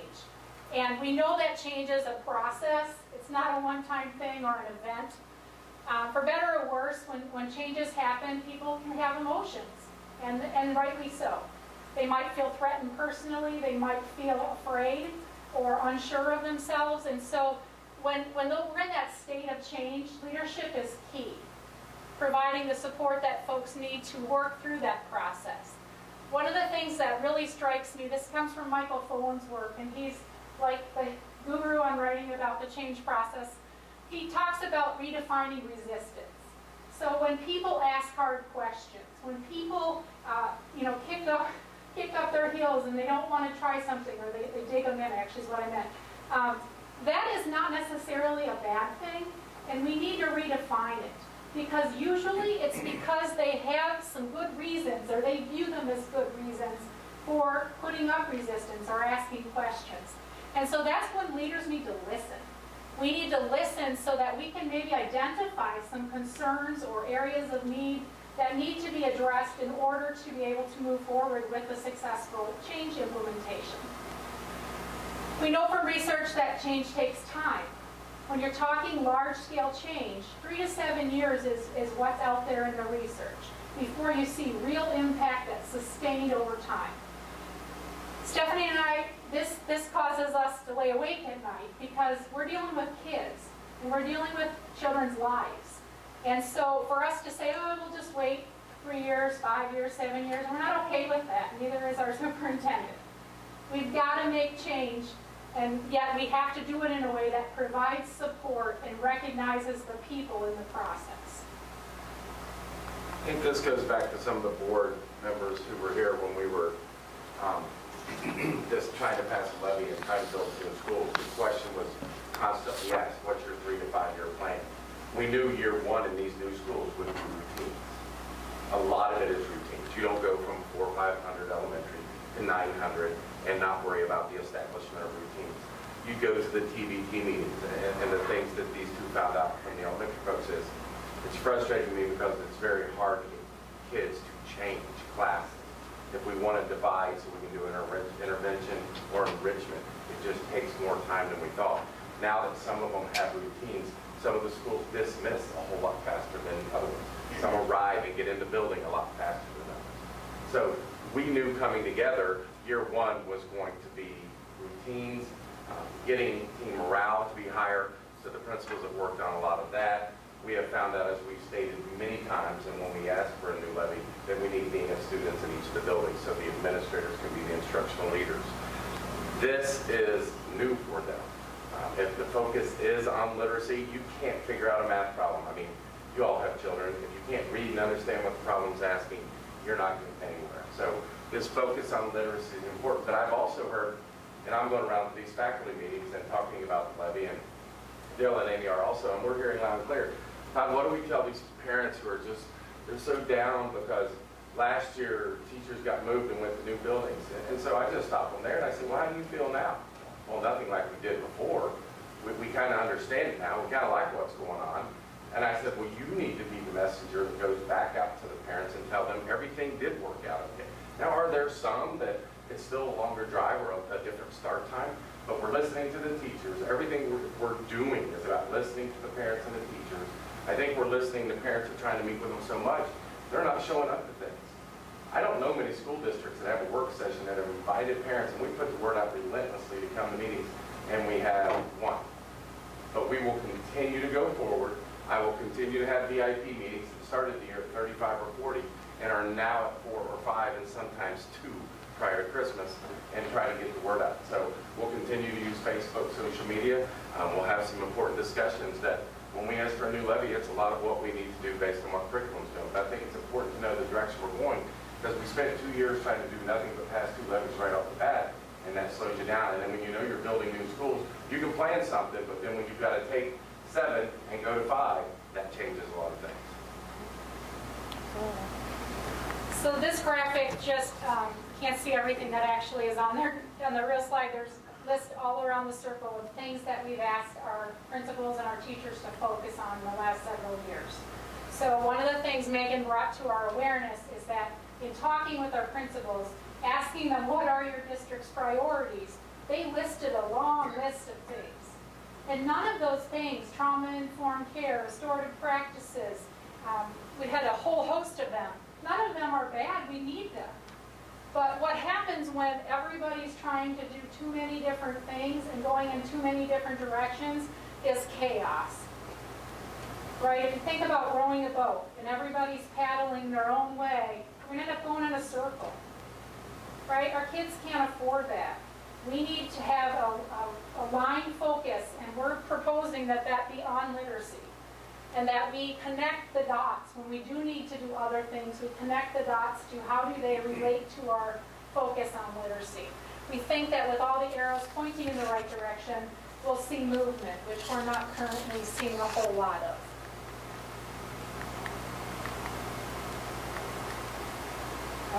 I'm sorry. Didn't make the slides, sorry.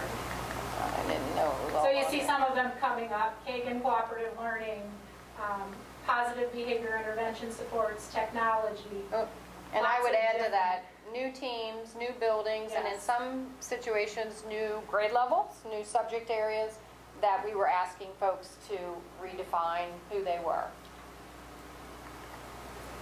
So this again comes from Michael Fullen's work. He has a big literacy collaborative project that he's worked on for years. And he says the keys to successful literacy reform are these things. Clearly articulated vision and commitment to a system of literacy for all students, which is continually the subject of communication in the district.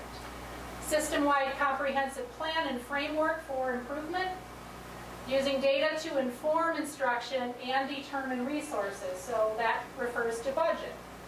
Building administrator and teacher capacity to teach literacy for all students, which is professional development, and establishing professional learning communities at all levels of the system and beyond the district. And heard some really exciting, interesting ideas from Mason at our last instructional council meeting about how they're thinking about PLCs or professional learning communities different, bridging the gap between bus drivers and teachers and district administrators and cafeteria workers, and putting together these 8-person teams, which I want to learn more about. It's very interesting. So just to talk a little bit about where we've been and what we've been doing. So obviously we came in over the summer, so our capability of doing lots of things was limited. But we were able, based on what we knew coming out of last year, we asked for literacy coaches, and we have a federal grant 2A. And through that grant, we were able to secure literacy coaches. So we have 2 of them. One is a K-5 literacy coach, and one is a 6-12 literacy coach. Both of them are teachers coming out of our classrooms being paid as teachers, but under different roles. Yes.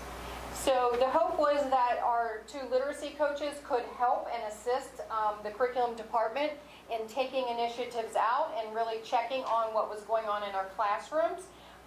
2 people is a lot for 11 buildings, and we now, our wish and desire is that we could have a literacy coach in each building that could support our core instruction. We currently have reading specialists that support our intervention instruction, so our Tier 2 and Tier 3 supports. But we don't have anyone that is what I call coaching the core, is in the classroom helping our teachers. We have one person for the whole elementary, all of the elementary buildings, and she is getting around as much as she can. She works a lot in teacher teams, but as far as coaching in the classroom, which is where we feel like we will get our biggest benefit, we're not able to do that. We have begun developing common assessments, and so that's been a teacher-led process. We began that work this summer, and it continues as we've gone through the school year. We've worked with teachers and administrators, I personally, and Rachel as well in the K-5, and then in the 6-12, Sarah, who is also a literacy coach. We have been sitting in teacher meetings, helping them understand standards, helping them design calendars that make sense, and calendars mean what order we're going to teach it, how are we going to assess it. We've worked with teachers to review current instructional materials, so that's what we're doing currently with our math program. Brenda heavily with the programs at the middle and high school to say, what do we need? Are we meeting the needs of our kids with the materials? And then we've been garnering a commitment from all stakeholders for this sustained, relentless focus on literacy. So obviously, as you know, we have an AO team here, and we all have our piece of the puzzle. The whole puzzle is the child, and so we all come at it from a different angle. What we are hoping is not only can we assume and get the garner support from our principals and our teachers, but also our AO team, because we in fact, can pull people in many different directions. And so we are hoping that we will continue this literacy focus and that we will have all of our stakeholders shooting their arrows at literacy. And whatever they decide they need to do, that it all focuses on literacy. So here are some of the things that we've already started at the tail end of this year, and we hope to obviously move into next year. We want to create a district literacy leadership team. This is an idea that came out of Oak Hills that Brenda brought back to us from her meeting with Oak Hills, of having a predominantly teacher-led team that comes together for the sole purpose of pre-K to 12 literacy, talks about literacy. We invest in these folks. We have already begun to advertise for this team, and we've had our literacy coaches trying to sell this to our teachers. We really want a group of people to come in together to a room and really talk about how are we going to go about meeting the needs of our literacy and really boost the literacy in our entire district. We're not necessarily looking for only reading teachers. We would love to have some content teachers so that we get the perspective of how does it feel as a science teacher to have a relentless focus on literacy? How does it feel as a social studies teacher to have a relentless focus on literacy? So we're hoping for a wide group of people who bring with them different lenses to view this. So we have begun advertising for that. We hope to have a group and a team ready to roll before the summer, and then we will begin our professional development with this team over the summer. We would like to develop a district literacy plan, and that obviously will be with the help of this leadership team made up of teachers. We have been doing this year, and we will continue to do this, is auditing our master schedules to make sure that we have the relentless focus of 150, 120, 150 minutes of literacy in our daily schedule. When we added the half a day or half an hour to the elementary teacher's day or the student's day, that helped considerably with that. But we do have to continue to make sure that we are monitoring that. We need to provide opportunities for extra help and extra time at all levels. Brenda's been really instrumental in working on that at the middle school and secondary level. And in the elementary levels, we have built those times into those master schedules. We want to create a professional development calendar for next year for our teachers so that, again, we are not pulling them in 8 different directions, so that all of our professional development that we are providing is focused on literacy. So we will be developing that calendar. And we also, an instructional leadership professional development, one of the ideas was that all assistant principals, this came out of Oak Hills as well, one of the ideas was that all the assistant principals in the different buildings, whether they're secondary or elementary, would be assigned a task that connected them to curriculum. If you know anything about being an an assistant principal, it sounds a lot like discipline. And so those folks can become very disconnected from curriculum, and we feel that if we involve them in curriculum and assign them a task of some type, so perhaps overseeing math in their building, that this will help tie them to curriculum and help keep their foot in that door, because we know that if they're not on board, we will suffer in the long run. So we want to keep everyone involved in the instructional leadership, if you will. So a couple things. We are getting feedback from the teachers that the half an hour additional is causing an issue. They do not get a lot of planned bell time. There's a lot of subs that we can't acquire. We're in the same shape as other districts. So there are some weeks where teachers are not getting a planned bell 4 out of 5 days. So I am getting lots of requests from teachers to give the 30 minutes back at the beginning of the day so they could at least do different times during that day. So it's something I want to keep at the forefront of your mind as I continue to look at it as we move forward. And before we go on, I want to ask some questions of some parents who aren't here that I was hoping could be here. So you go back to your instructional calendars. One of the complaints that we get from our parents is, my kids can never move forward at their own pace. They have to wait for everybody else to catch up. Well, what was happening is they didn't have instructional counselors or instructional calendars. They were teaching and wouldn't move forward in the curriculum until every kid or the majority of the kids showed mastery. So by the time we got to the end of the year, we hadn't covered everything we needed to cover.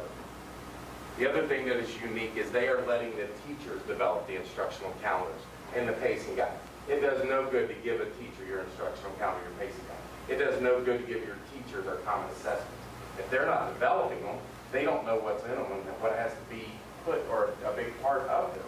So how show mastery of what you're teaching if you're not developing your own assessments and you're not developing your own pacing guides and instructional calendars.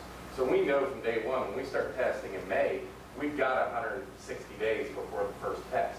They need to map out every day, and you can't stop. You can spiral back and reteach what they don't get, but you have to be going forward, because at the end of 160 days, you have to cover everything, because you're sure enough going to be tested on it. And that's some of the things that they're fixing that were allowed to go on in the past, and it's going to help us tremendously as we move forward. So do you two have any comments on why does my kid have to sit in class and go slower and wait for everybody else to catch up? Because I think that's one of the major questions we get from a lot of people. I like the phrase, plan your work and work your plan. And so I think if you don't have an instructional calendar, you don't have a work plan, that you may get, you may begin to move to the middle. And so I would say that I have no doubt that that's happening in some classrooms, because it is difficult to move on when you have students that need to remediate. And that's why the time built into the day for that extra help or that enrichment is critical. It's critical that helps us meet the needs of all students. If we simply have enrichment and no remediation, obviously we're going to leave a group behind. So, but I do believe that if you plan your work and work your plan, you're going to get there. And I think that's what these instructional calendars have been like for my staff and the staffs I've worked with in the past and the teachers I've been working with here, is they're very freeing. They can say, okay, I have 2 weeks to do this particular area or these particular standards, and the teachers will then follow it. We found that when we walked into classrooms, they were well planned. Our teachers are planning. We don't want them to work smart or harder. We want them to work smarter. And so I think instructional calendar will help us reach that goal. I think there was an idea shared in Virginia by Carol Tomlinson when we went to a conference last year on differentiation. And she talked about what would happen if we planned for our top students in our classroom and we figured out how to scaffold and provide support for everybody else to get there, versus planning for the middle, stalling, trying to get everybody to catch up. So she just challenged us to think about what would that look like? Would we get different results? And we're a long way from there in terms of feeling confident that we have the skills and the strategies to do that, but I think it's a really intriguing idea, and take it the next step. What would it look like if we planned as an AO team for the most high-performing teacher in our district and provided supports to our other teachers to get them there, versus assuming the lowest common denominator? It's an intriguing way of thinking that's going to take some time to explore and build skills with, but definitely the direction we'd like to head. Absolutely. I highly believe in giving compliments when compliments are due, and there's one teacher within the school district that does differentiation extremely well. And her name is Carrie Gregory. I don't know if she's still in the district. But she was differentiating very well enough that my own personal students, they would move to the next level. So I would like to give that to you as an example where she's in the district of someone who does that from a parent's perspective at a phenomenal level, because I've actually seen both sides. I won't mention the other person's name. We did have a follow-up teacher who did not differentiate at all. And I even went to this teacher and asked her, you're teaching at basically the beginning of where my daughter was. Now, in the grade level before, you have different plans. She says, no. She just teaches everybody at the same level, unfortunately, but much lower level. Again, I won't mention her name, but I will mention Carrie Gregory as a great example in the district who does differentiation very well. Thank you. Appreciate that. Yes, ma'am. Again, not that I'm bragging on my grandson, but he did get to skip a grade, which I heard through the grapevine that's very unusual that Struble did that. But all while he was in second grade, I kept saying to my daughter, why won't the teacher give him third grade work? Why won't the teacher, Mom, they're not allowed, Mom, they're not allowed. That was the most frustrating thing, because he, to me, was being penalized because he was gifted, and he is gifted, and he was being held back, and he was getting so frustrated, which resulted in behavior problems. So that is something you need to look at, because, you know, the gifted student always, not in today's world, but in the past, the gifted student got kicked over to the side because they were the minority, and the remedial student got all the attention.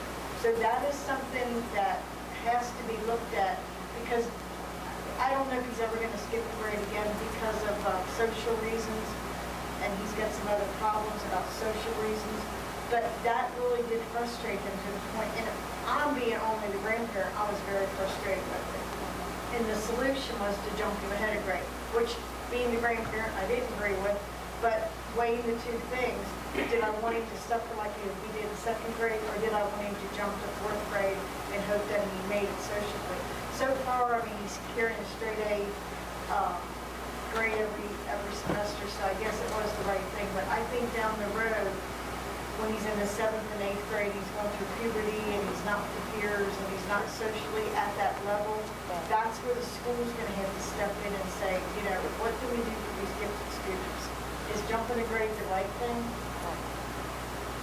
So one of the things we have on our next slide, and we'll go through all of them, but we have professional learning, supporting professional learning experiences for our teachers and our administrators, because in many cases, it's not a lack of desire to be able to provide and meet the needs of the entire class, ranging from the 1st to the 99th percentile, right?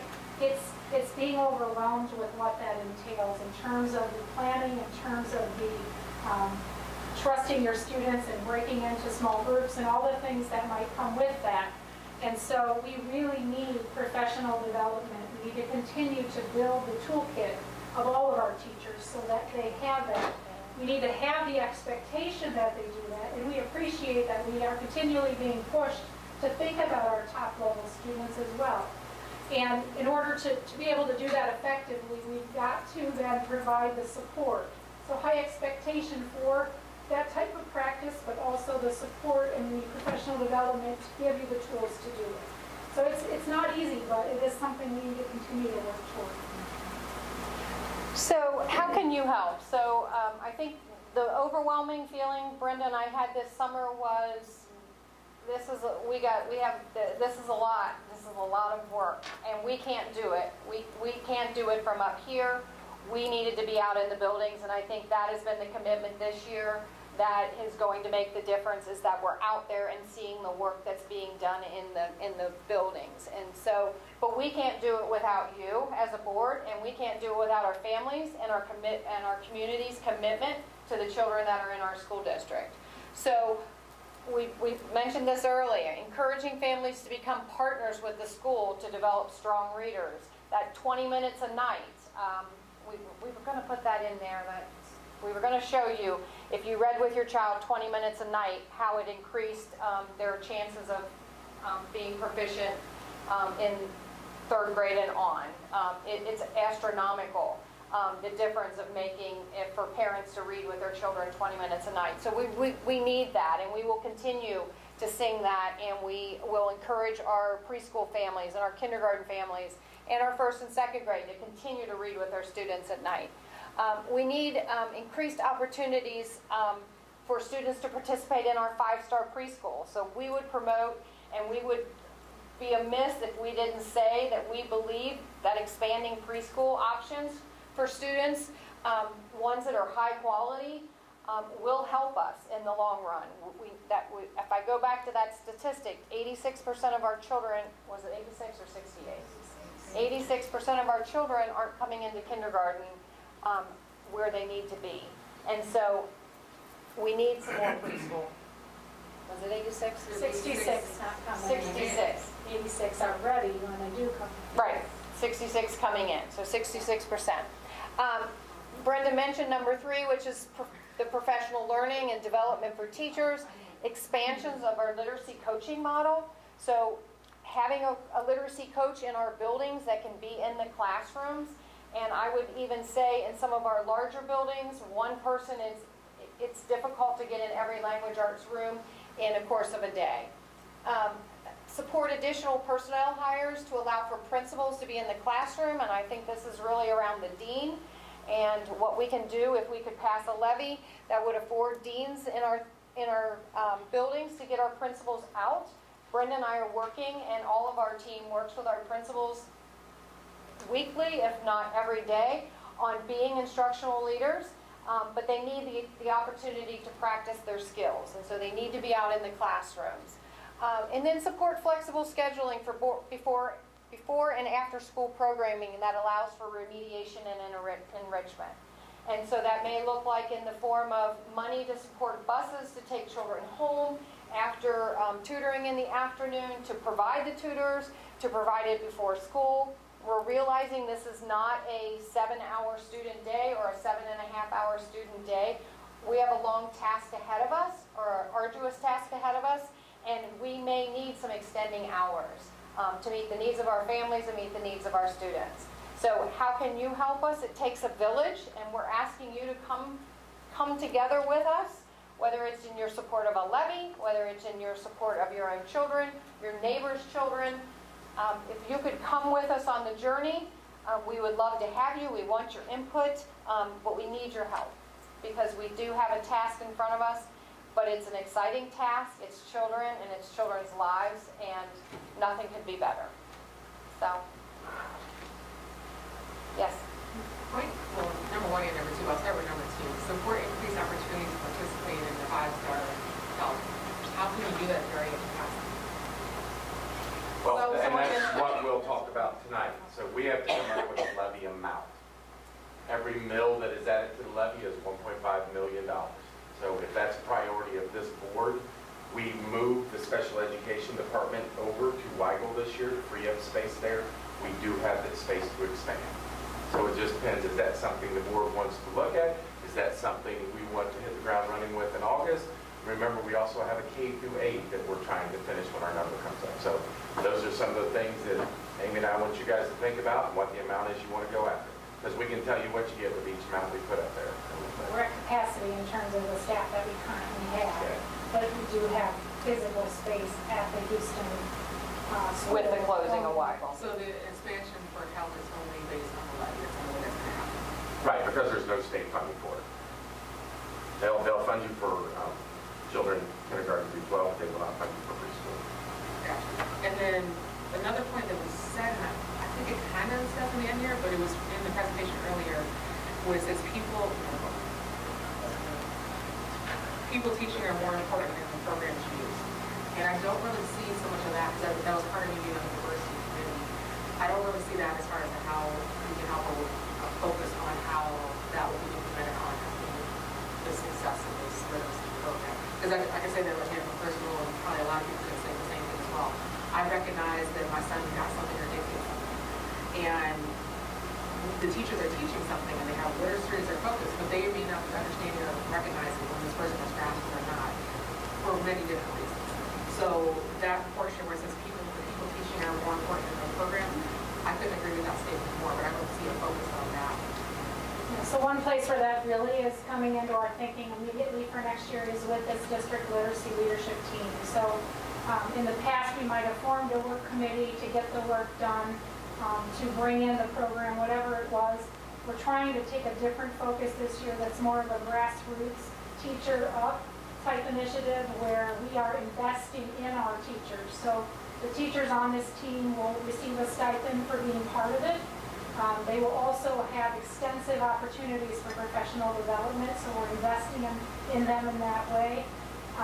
Trying to make a commitment over a 2-year period. So we're bringing in right away the Ohio Writing Project from Miami University, starting actually next month, and trying to go about it that way. So that's one example of trying to think about things a little bit differently. But even through these adoptions, we're trying to send a message that we can get great materials. It's not the materials that's going to change our student achievement results, right? There certainly are materials that are better aligned, that have more engaging activities, those types of things, but ultimately it's the people in the classroom, the instructional strategies that our teachers provide, and the relationships that they have with students that will make the difference. So that is definitely something we're keeping at the front of our minds. And so to kind of piggyback on what she said, so we're hoping that the initial team of 35 teachers, if you will begin to, it will bubble up the energy in the buildings, and so they will be literacy stewards in their building, and they will keep the fire alive. We realize from central office that's very difficult for us to do, and what we may be excited about may be very different from what a teacher in the classroom is excited about. And so We really want them to generate, and we are hoping that they help us with the professional development calendar, because they will have the pulse of their colleagues, and so they will funnel information to us that we can do the legwork on, but we're not necessarily telling the teachers what they need to do. So they will tell us what they want. And so that's really where that comes into play. And then one of the comments you were mentioning about the teachers spending their own money for materials and cosmetic, they absolutely do that. This is coming back to the side of things. That, you know, I know one teacher is buying the butterfly cocoons so they can watch the cycle, but I know not all the teachers are buying that. That is in their own dollars. You know, our PTA was reimbursing them for a certain portion of that. But yeah, that's school by school teacher. And that's why there's a federal deduction on your income tax for educator expenses. I mean, it is a real expense. What we don't want to, and what we feel we would be remiss if we didn't provide core materials, that they didn't have to do that. There will always be the I want to do it, and there will always be the this looks really nice and I'd like to buy this for my classroom. That's just what teachers do. But we don't want them to have to do that. We want them to have the resources, because we are a public entity, to do what they need to do in their classroom. So they may still go out on those limbs, and they likely very much will. And I refer to the deduction because it's a joke in the education world. You get to deduct $250 on your taxes for educator expenses, and it goes well beyond that, and we know that. We well know that. That's what makes teachers teachers. You were saying about the 20 minutes reading every day, and I can't speak in that school. My grandkids go to school in third, fourth, fifth. The fourth grade teacher demands 21 minutes read every day. They have to read a book. They have to write a comprehensive paragraph about the book, and then the parents have to sign it. The third and fifth grade doesn't do that. Me, old school, and very old school, I think that's the best thing. That only, as soon as he comes in, he goes, Nina, where's the book I can read? And I'll say, here's one, and he'll read it. He'll say, like 21 minutes up, and it'll be 25 minutes. I'll say, no, you got 5 more minutes. So, I mean, he doesn't watch the clock. And the other two are just sitting there kind of laughing. And I go, why don't your teachers make you read a book every day? So I think that's very important, and I think it needs to be consistent. And really old school book reports. I love book reports. I love going to the library. I hate the computer. I'm still a library freak. My grandkids are library freaks. I think a book report, no matter if it's one page, that's something that needs to be done. Thanks, guys. Thank you. All right, this time Amy's going to put up a slide, or Chris is, that we put together about what the levy amount might look like and some other things.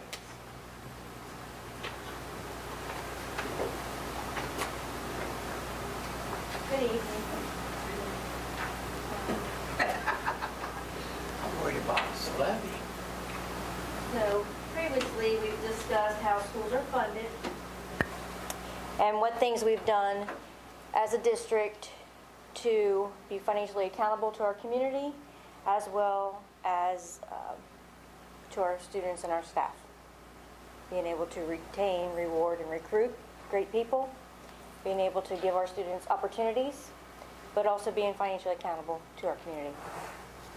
So I understand that talking about school funding is not only complicated, but it can be emotional and it can be personal at times. So tonight I'm going to stick to the why. Why do we need a levy? And I'm hoping that this presentation tonight will help in our understanding of this why.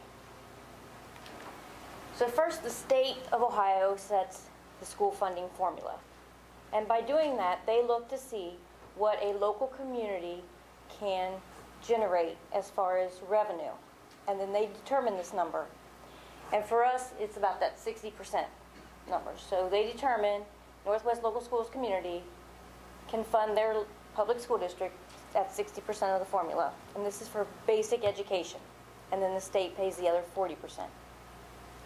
However, when you look at what we actually generate and receive from our local community is paying 67% of the amount that they are able to afford.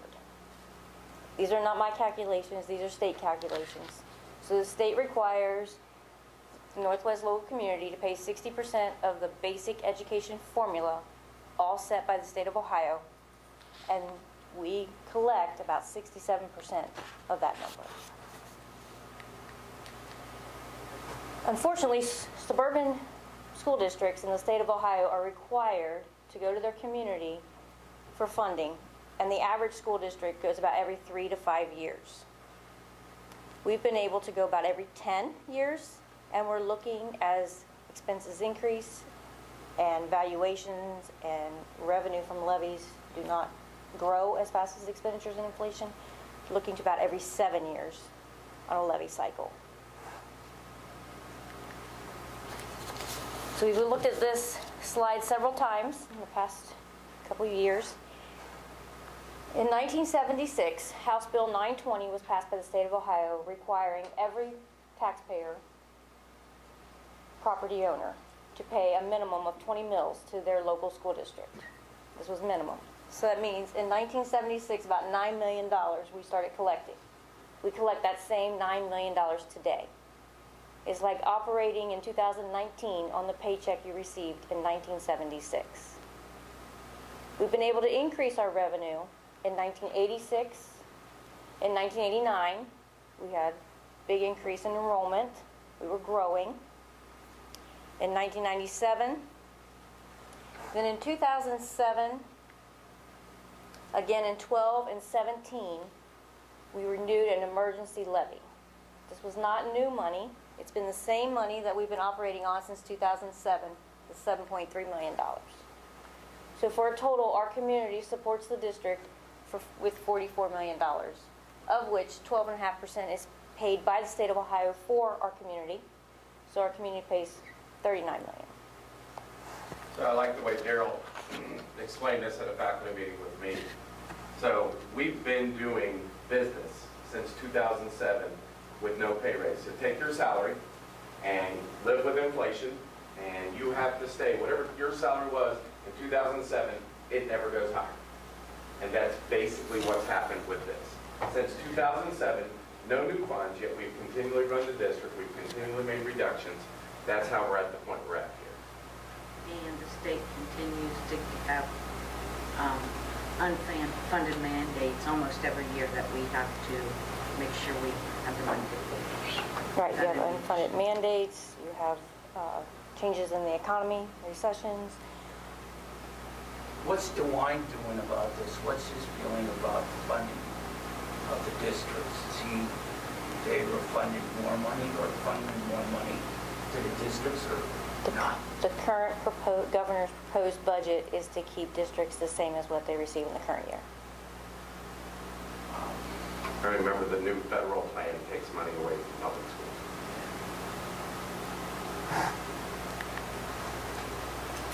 So this is our October 5-year forecast, which as you can see, our revenue stays about flat and our expenditures continue to increase. Since 2012, we have been telling the community and reporting in our 5-year forecast that we would start an operating deficit in 2019, which is the current fiscal year that we are in.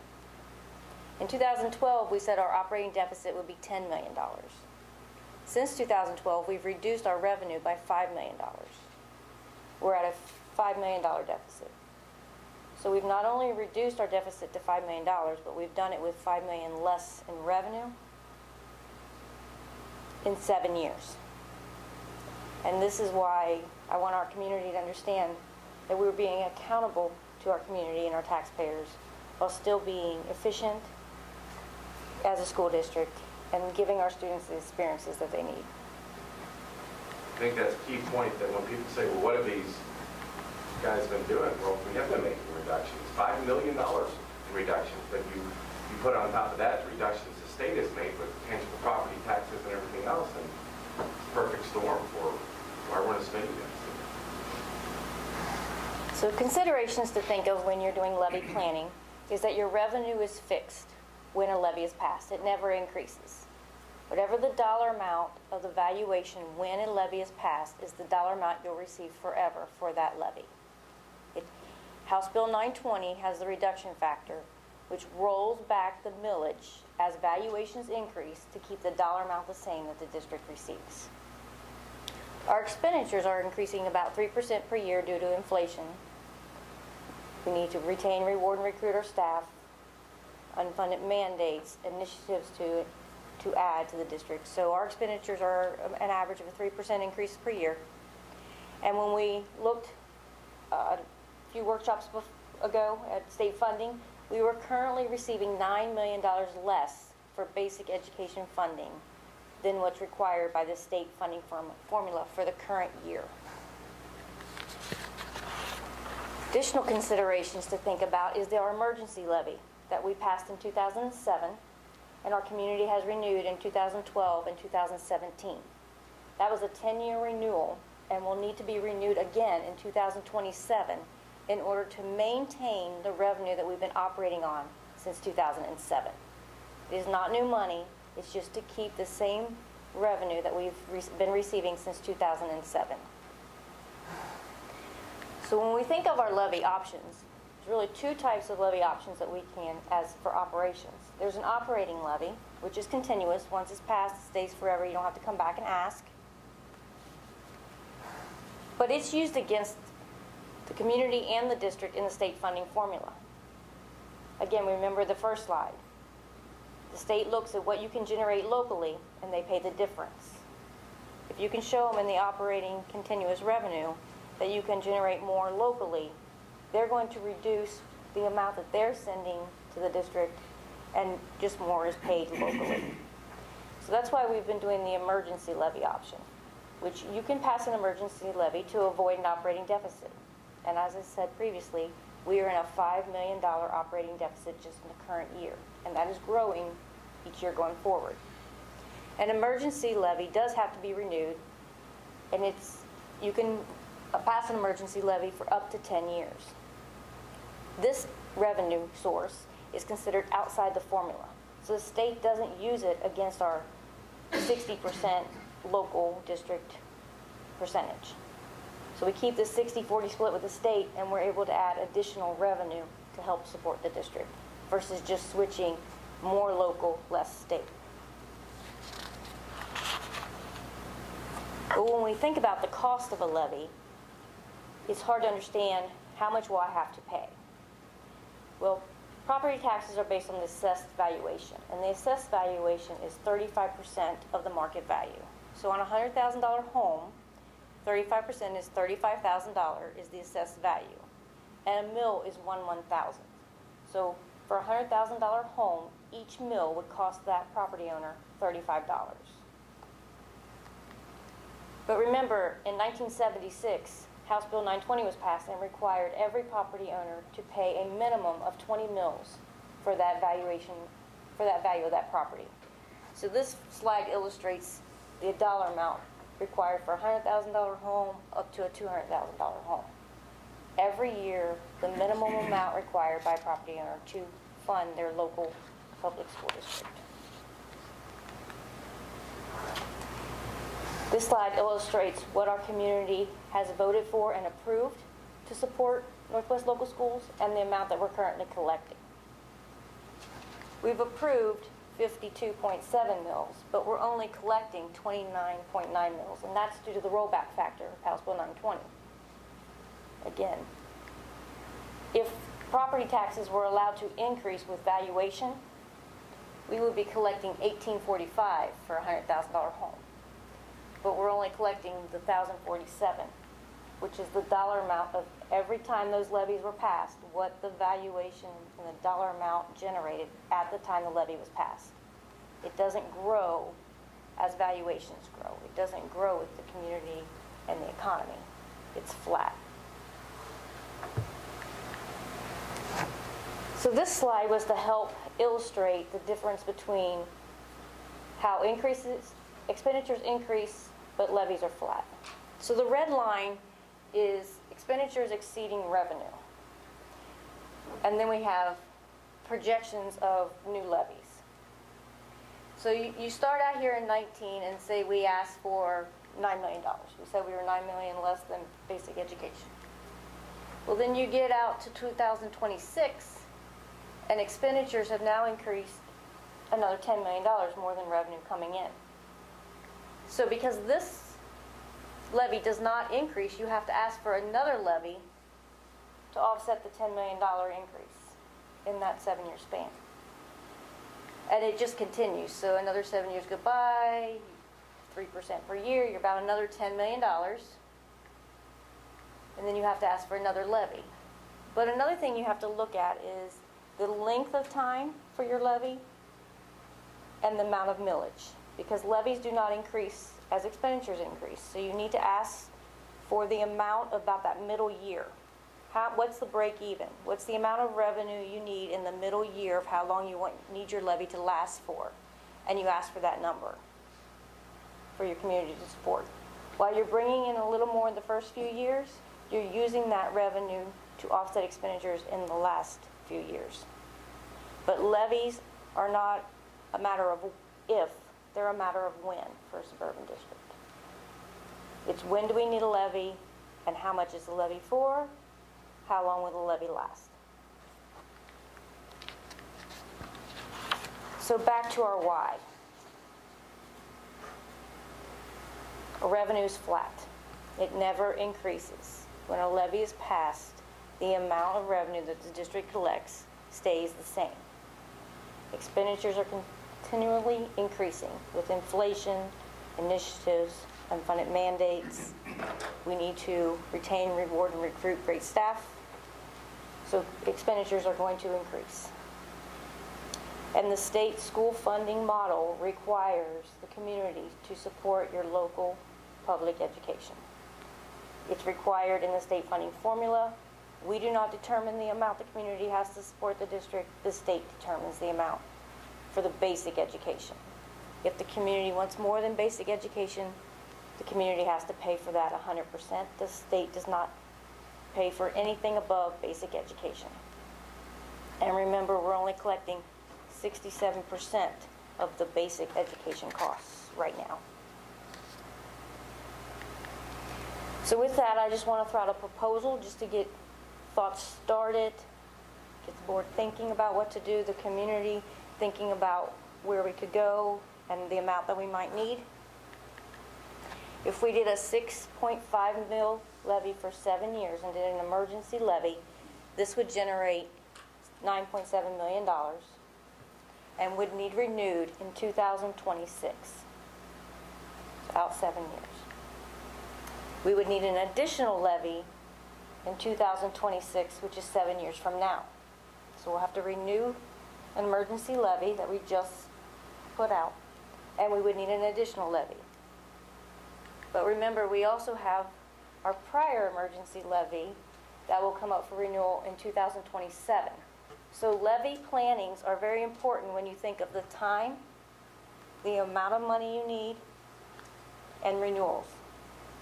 So what we could do is the state has, because so many school districts are using emergency levies to avoid operating deficits, but also a way to not shift local and state dollars, but keep the state dollars and add by supplementing with local.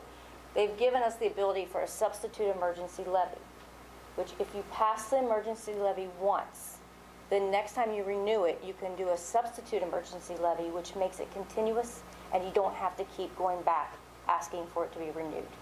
Remember, we've already renewed the 2007 twice, and we're going to still need to renew it once more. So we could actually combine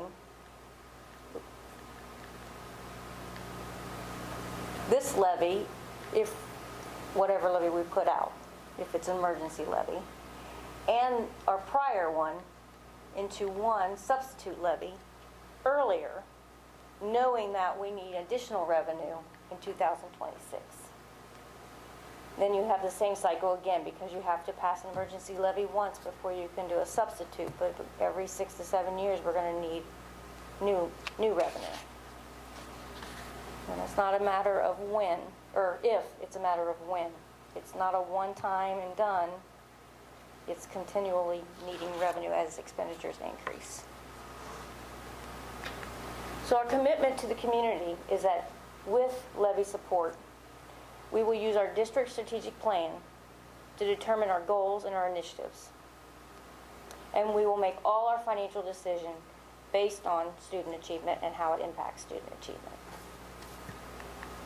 We will also add to our financial parameters that we will cap our expenditures at a 3% increase. That way we stay within our district's cash balance reserve policy. We stay within the 3% total growth in expenditures, so that way we not only, we make sure we meet that 7-year span. We don't spend it early and have to ask for more. We're trying to get, we asked for 7 years, we're trying to make sure we meet the 7 years. Things happen with state. The state changes their funding formula every 2 years. Things happen with the economy, or even our community could say, wait a second, we want more and we're willing to support it. But we're wanting a partnership. We're saying this is what we're willing to do if you're willing to support it, and this is what we're going to do with it and why. Dad, do you have any questions?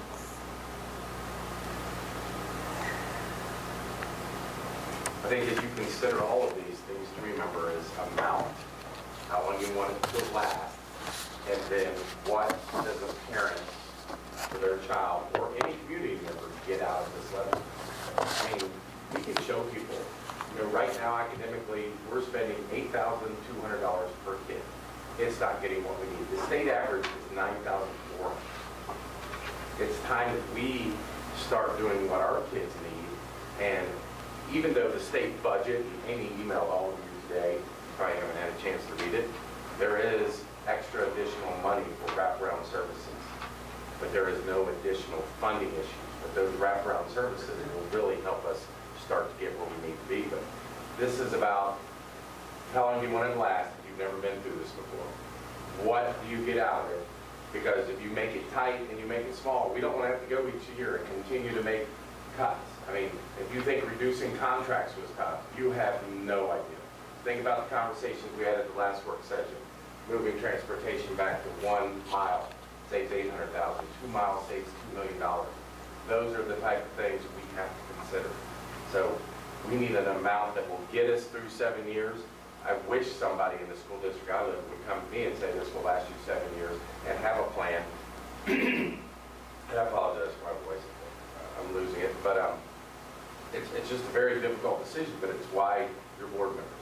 And if you don't see information you want, ask. We'll go get it. And we'll do what we need to do to get you more information. But we want to start after this meeting, and we'll add one in April, and then by May, add what all it can cover, what the amounts are, make a decision on what's best for the community. But also what's best for our kids, most importantly. Todd, how are you going to answer the question when a retired person says, I can't afford this, my property taxes are going to go up? Same question I have at the end of every faculty meeting. So what do you take with a retiree? I'm on a fixed income, Todd. I'm going to go to Green Township. I know the first question he's going to ask is my salary. I'll pass it out just like I did it every other time I've been there with them. They can see exactly what it is. Tell them I make $12 an hour. But what the advantages are is that our kids get a great education. They become contributing members to our society, and it does help your house retail value. The other person to worry about is the single person. Doesn't have any kids, but he's 35, 40, she's 35 or 40, making $100,000 a year. I don't want to pay for taxes on my house. I moved to the west side because I love the west side. So we got to sell that to them also. It is our responsibility as a community to make sure we provide great educations for our kids and give them multiple pathways. So we've tried to stay away from the negative. After our last meeting, we got some emails that said we thought it was awful negative sounding. Well, eventually if a levy doesn't pass, you do have to talk about the negatives. But what we're talking about is this is what our kids deserve and this is what our kids will get if we can continue this. We need deans in schools. We need counselors. We need wraparound services. Thank goodness the state's helping out with that. But federally, if you look at everything's going there, they want the funding to go to charter schools and private schools. So it's fighting that battle also. Well, it sounds like the numbers prove that we should have, preschool. I mean, with the reading that factor, that figure that was out there, that is and we have facilities crazy. to expand I mean, it's preschools. unbelievable. Just where do we want to go? So before their next meeting we get together, Chris is gonna love me, but we'll get together, see how many rooms we have over there, see how many kids we could add. We've moved Northwest Passage over here to free up some space also. Plus our Connections program is moving next door next year. But yeah, I mean, that's what I wrote down. You need textbook adoptions, you need curriculum that's aligned with standards, you need space for your kids, you need a bigger preschool program. We went to the all-day kindergarten. So if all those things start to hammer together, we will see improved achievement from our school. But I think the one fact that just blows my mind is we're at 8,400. We're nowhere near the average for the state at 9,400. I mean, our kids deserve better. Dustin, you had anything? Hey, just a question. I hadn't heard that number just yet. I know that we probably talk about it tomorrow morning more than anything. But does that number represent what we have at the start of school year 1920? So we have some things that we're planning on putting in place for 1920 around deans and things of that nature. The 6.5 recommendation, does that maintain that, or does that also then have a kind of a vision to a couple of other projects that we know we want to take on? Is 6.5 kind of the baseline to keep what we have? And as we talk as a team, we want to expand preschool. We want to really push the K-8. We want to, et cetera, et cetera, et cetera. Is that then additional millage on top of the 6.5? Additional millage. That does not include any preschool. So what I started to say, Todd's talking about needs and things that we need, but the 6.5, we are in deficit spending. We have to be able to maintain what we currently have before we start adding things that we need. And we're doing right sizing, so there's some shift in some dollars, but it's not going to cover all the needs. But it's to maintain what we currently have. It's taking the 5-year forecast and projecting it out. Well, and I know, you know, we're not talking, doing any type of bond levy in addition to this, but we also have to keep in front of us how and what do we need to do to stay with what we told the community about the K-8 building. I mean, my biggest fear is the Ohio School Facility Commission is gonna call and say your number's up, you know, I don't know, next spring. And do we have the additional funds we need so that we can move forward with that project? Or if we don't, they're gonna say, okay, I'm gonna go to the next school district and we just lost out on all the money. You know, that's $17 million that we have banked. You know, do we put in there, we need another, say, $5 million. Can we attach something like that to a levy, operating levy for new building, for that new building? Not to an emergency levy. Emergency levies to avoid. If it's not an emergency levy, then would it be a permanent levy? We can attach that to? Have a separate. It has to be a separate levy? The emergency is just to avoid the operating deficit. So it'd fall under an operating levy? You could do operating / bond.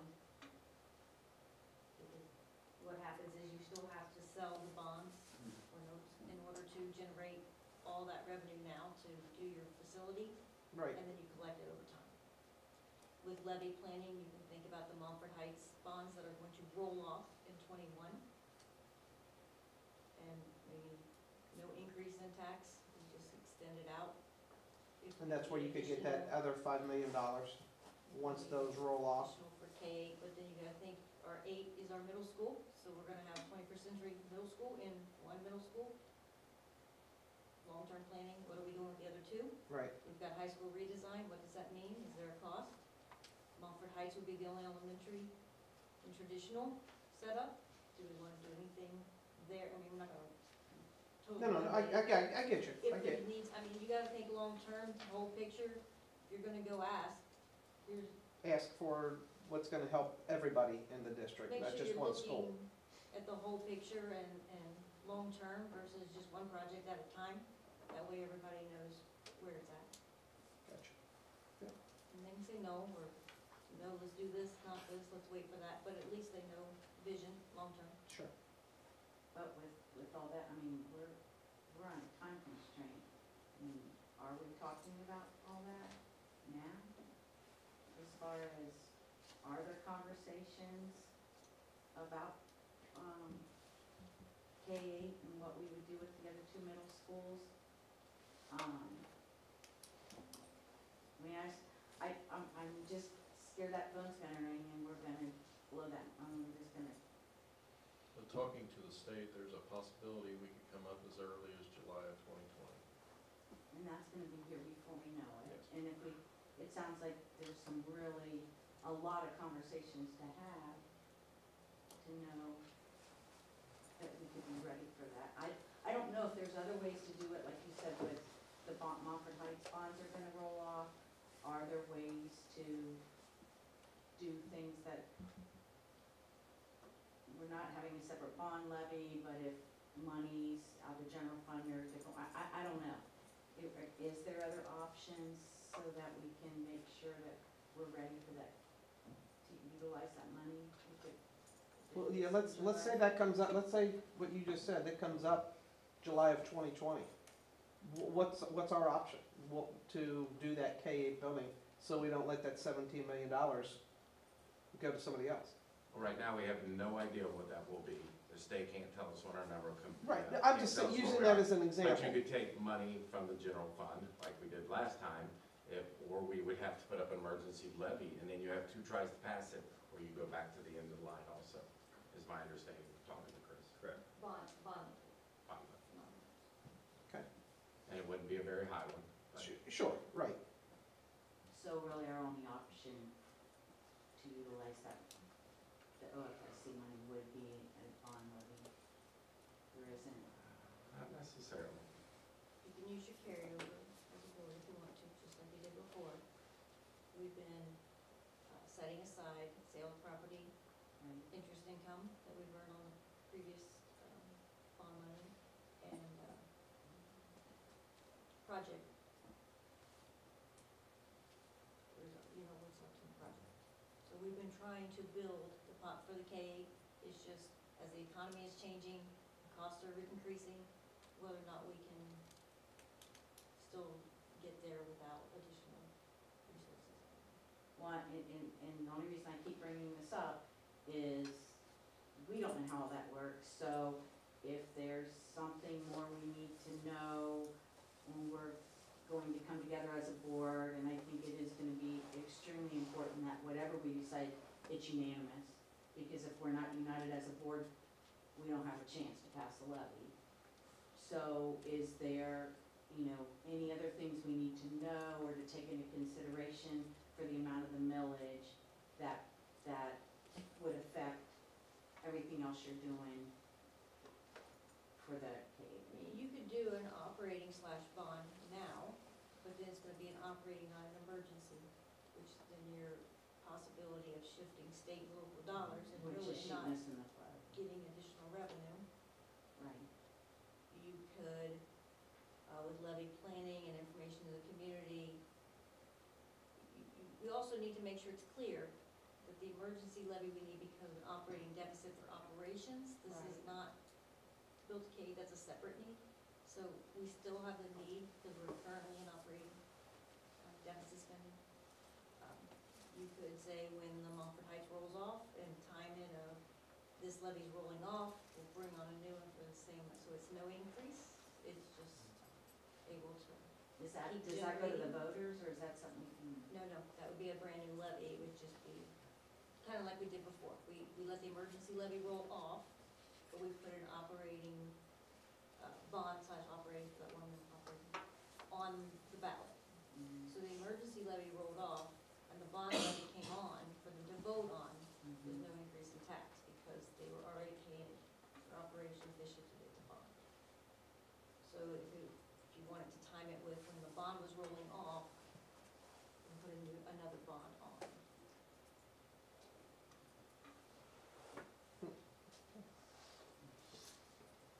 I just think you're gonna have a really hard sell. We just built 3 new schools, spent $75 million. Now you're talking down the road, building a K through 8. What's gonna happen to the 3 new schools you just built? What's gonna happen to $75 million worth of brand new buildings you just built? K-8, Colerain L, Colerain Middle. Oh, okay, so those 3 are gonna stay the same? Yes.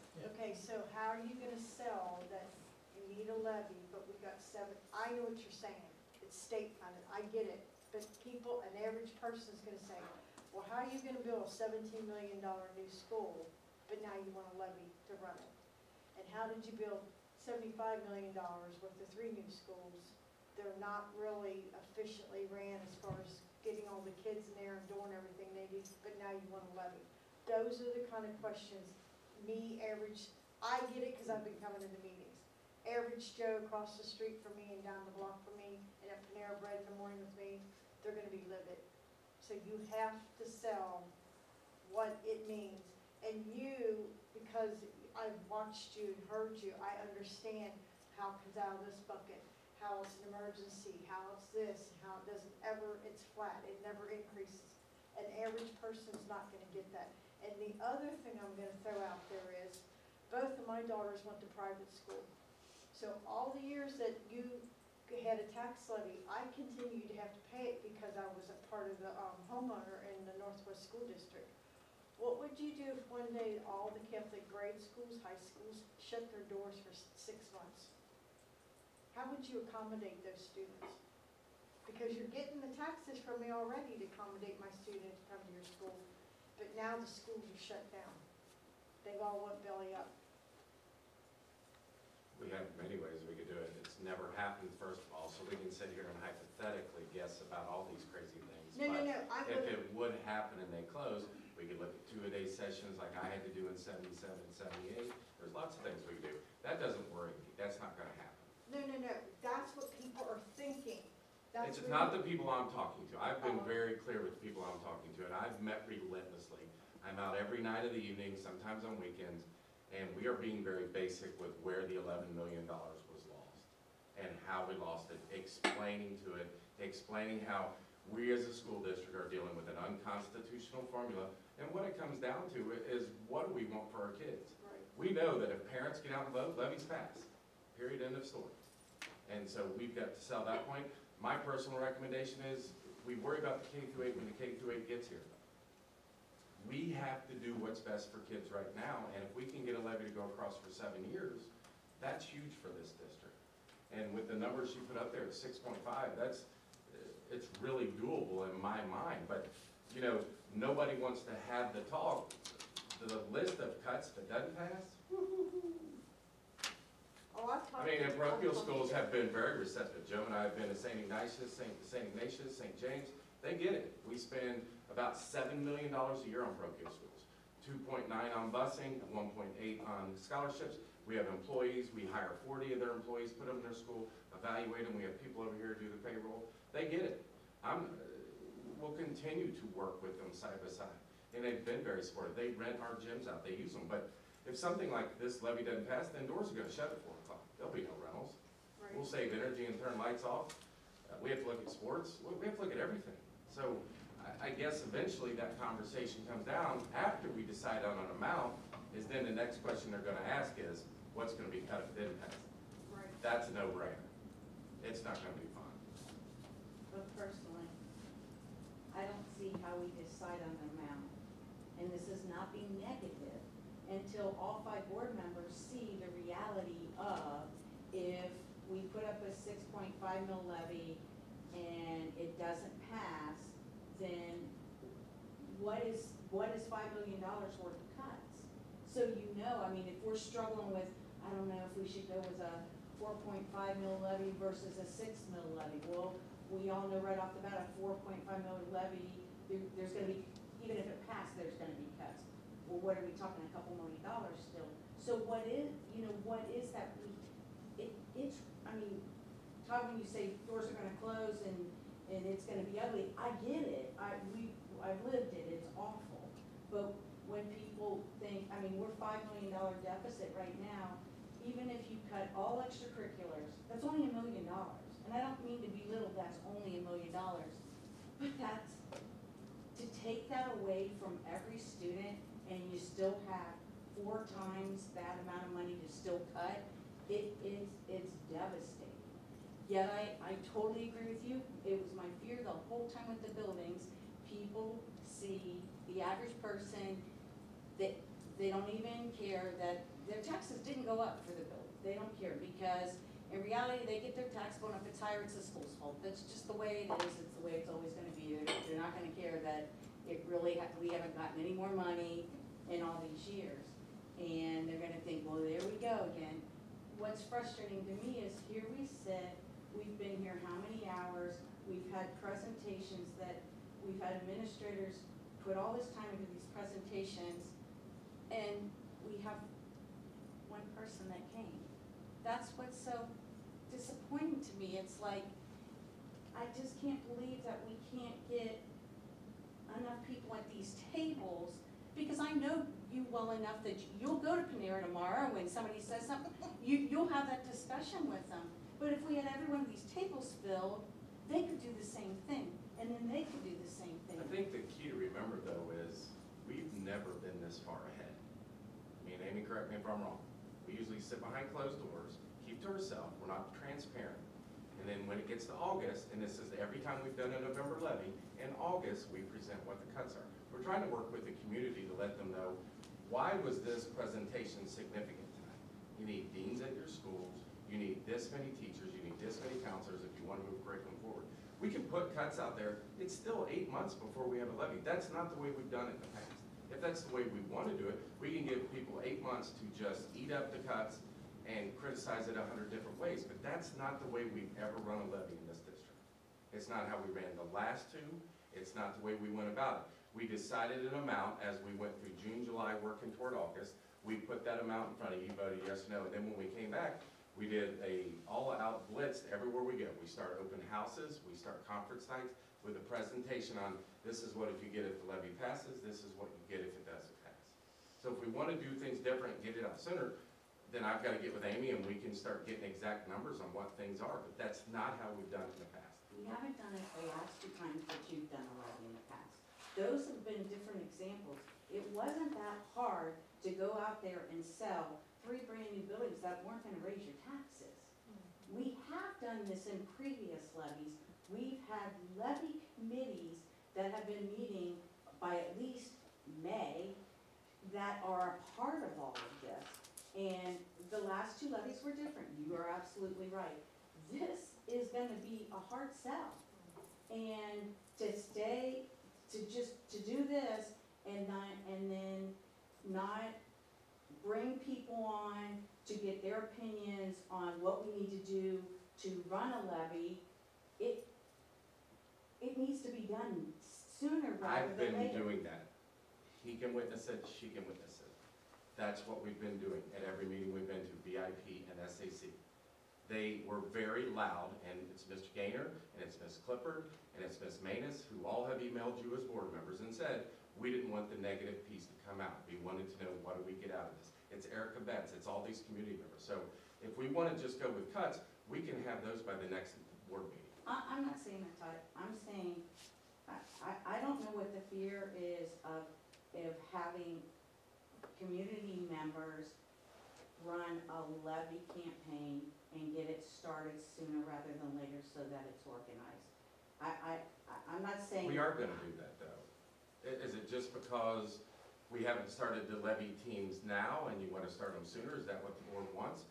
So we can start recruiting people to run this and then they lead the charge? Is that more of what you want instead of Amy and Daryl and I going out? I guess we need to know what you want.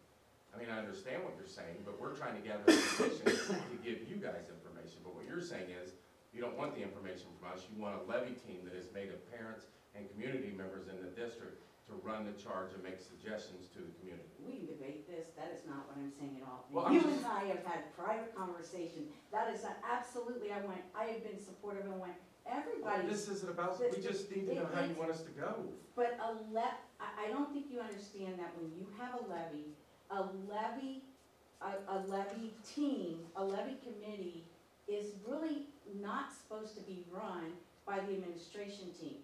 And the only reason I say that is, number one, we've been very fortunate, knock on wood, that the last however many levies, we have not had organized opposition.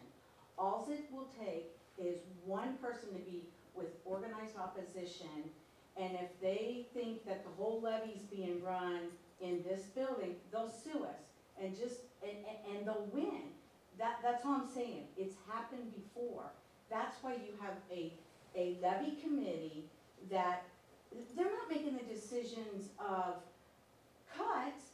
they're just getting together to figure out, one, how's money gonna be raised to put on the levy. It costs tens of thousands of dollars. And they organize, you know, they make the decisions of, I don't know, when it comes time to signs, and when it, you know, voter registration calls and so on and so forth. Those are things, you guys have so much to do already that a team of business people, community members, whatever, they should be getting organized to understand how to prepare for this levy.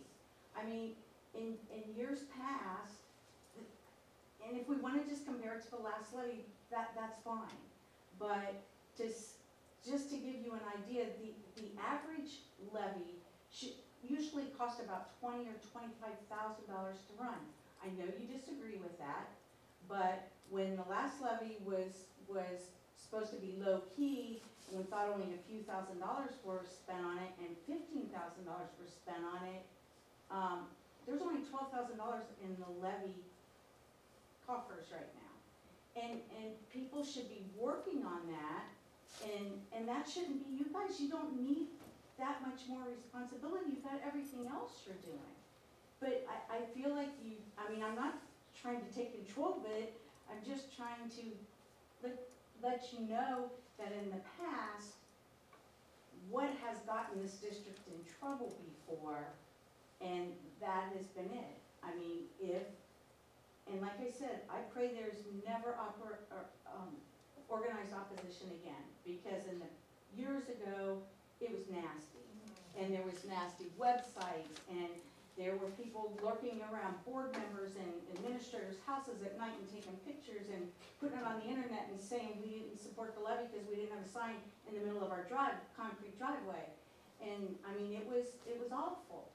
So just, and things have relaxed a lot since then, but even as recent as, and it's a bad example, but city council and all that stuff with the taxes and stuff were awful, but the reason that all came to light is because it was a citizen that wanted to nail them for doing breaking the sunshine law, and they filed suit. And again, I'm not saying that's gonna happen, but I mean, these people that you're talking about, are they willing to be a part of helping organize a levy campaign? That's all I'm saying.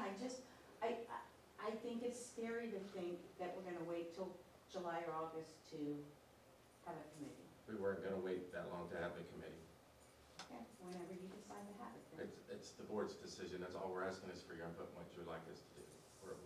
It's not a lack of effort on our part for being out every night and trying to get the word around. That is not what I'm saying. No, but I'm not saying that's what you're saying. And that's what I'm saying, you don't need any, I mean, what you're doing is phenomenal, and like I said, I feel bad that all of you that are here, and we have one person, and thank you for being here and always being here. I just wish there were 50 of you, or 5 more of you, that could be out there to share what those 4 kids, what those 4 boys did. If nothing else, this levy, what the life that those 4 kids are gonna have because of the experience they got in this school district. That right there, bottom line, it's worth whatever we put up for the levy, because every child in this district deserves an education. All I'm trying to say is, as far as a levy campaign, you don't need all that on your shoulders too. We need and hope that you know of people out there that are willing to step up and take charge. And years before, we always had like 2 co-chairs or whatever, and that was their whole role, and they didn't have to worry about, you know, doing all the jobs you're doing every day. Their focus was levy, levy, levy. And they counted on the administration to give them all the information that they needed, but let them do that kind of work. That's all I'm saying. It is nothing about, it is not saying anything that you're not out there pounding the pavement, because you are. Absolutely. I think tonight was one to help the board understand levy planning, and that it is not a one and done, because we keep hearing you just came for a levy. it was a renewal or it was a bond. So getting the community to understand what types of levies we're asking for and that it won't be a one-time. Levies only last so long, and because of the way the state funds schools and requires communities to support their local schools, we have to keep coming back, whether it's 3 years, 5 years, 7 years, 10 years. That's a partnership with the community. What type of district do they want? What are they willing to support? So I think tonight was more, what is levy planning? How do we determine how much, how often, what our needs are? Remember, we are already in deficit spending. We've been trying to right size. We've been working on all those things. We want to be able to maintain what we have. We have other needs, as Todd has mentioned, so it's, what is that? What do we want our district? What does our community want then? What does that equate to? And then we still have to do resolutions of necessity and take formal action to put a levy out there, because right now, there is no formal levy. And Pam, as you said, as an administration, as a district, it is illegal for us to run a levy. We cannot do that. We can assist by providing information, coming to community groups and talking and answering any questions they may have. And then, of course, on our free time and staff's free time, personal time, we can be part of that. But as you said, we can't just run a levy for it. It's got to be community. And it's really the community should be asking the board to put a levy on. The community should want it. But we also wanted people to realize that this was a revenue issue, not an expenditure issue. While there's always ways to find efficiencies and reductions and right sizing, the way school funding is set in the state of Ohio, revenue is flat or fixed when passed. So we're always going to need, at some point, increased revenue to keep up with expenditures. Even if your student population is staying the same or growing, your expenditures are getting more. If your student population is decreasing, you might right size and come down, and maybe you can stay within the revenue, but it's going to depend. Biennial budgets change every 2 years. Definitely every time there's a new governor, the whole funding format changes. So funding's always changing, and we're just trying to educate right now. And I understand where you're at and worried that we're getting close and we're running out of time. I think part of our situation is we don't have that levy planning and long-term vision of, is it every 7 years and the community knows we're coming back and what it is. They thought it was one and done, and why are we even talking levy at this point? So we kind of were behind the ball to begin with of explaining why we need another levy when it's not a renewal of 2007, but we actually need revenue. I guess I would ask the other board members, what other kind of information do you guys need to feel comfortable with the millage that would be asked and the length of time for a levy? I think the thing to consider listening tonight, I think about my kid being in the school district. And I think about who do I consider the truth teller, and I don't say that like everybody here is not a truth teller. But I listen to the teacher. And I know you're going out to the teachers. I think our biggest bang for our buck to get out in front of the customer is our teachers.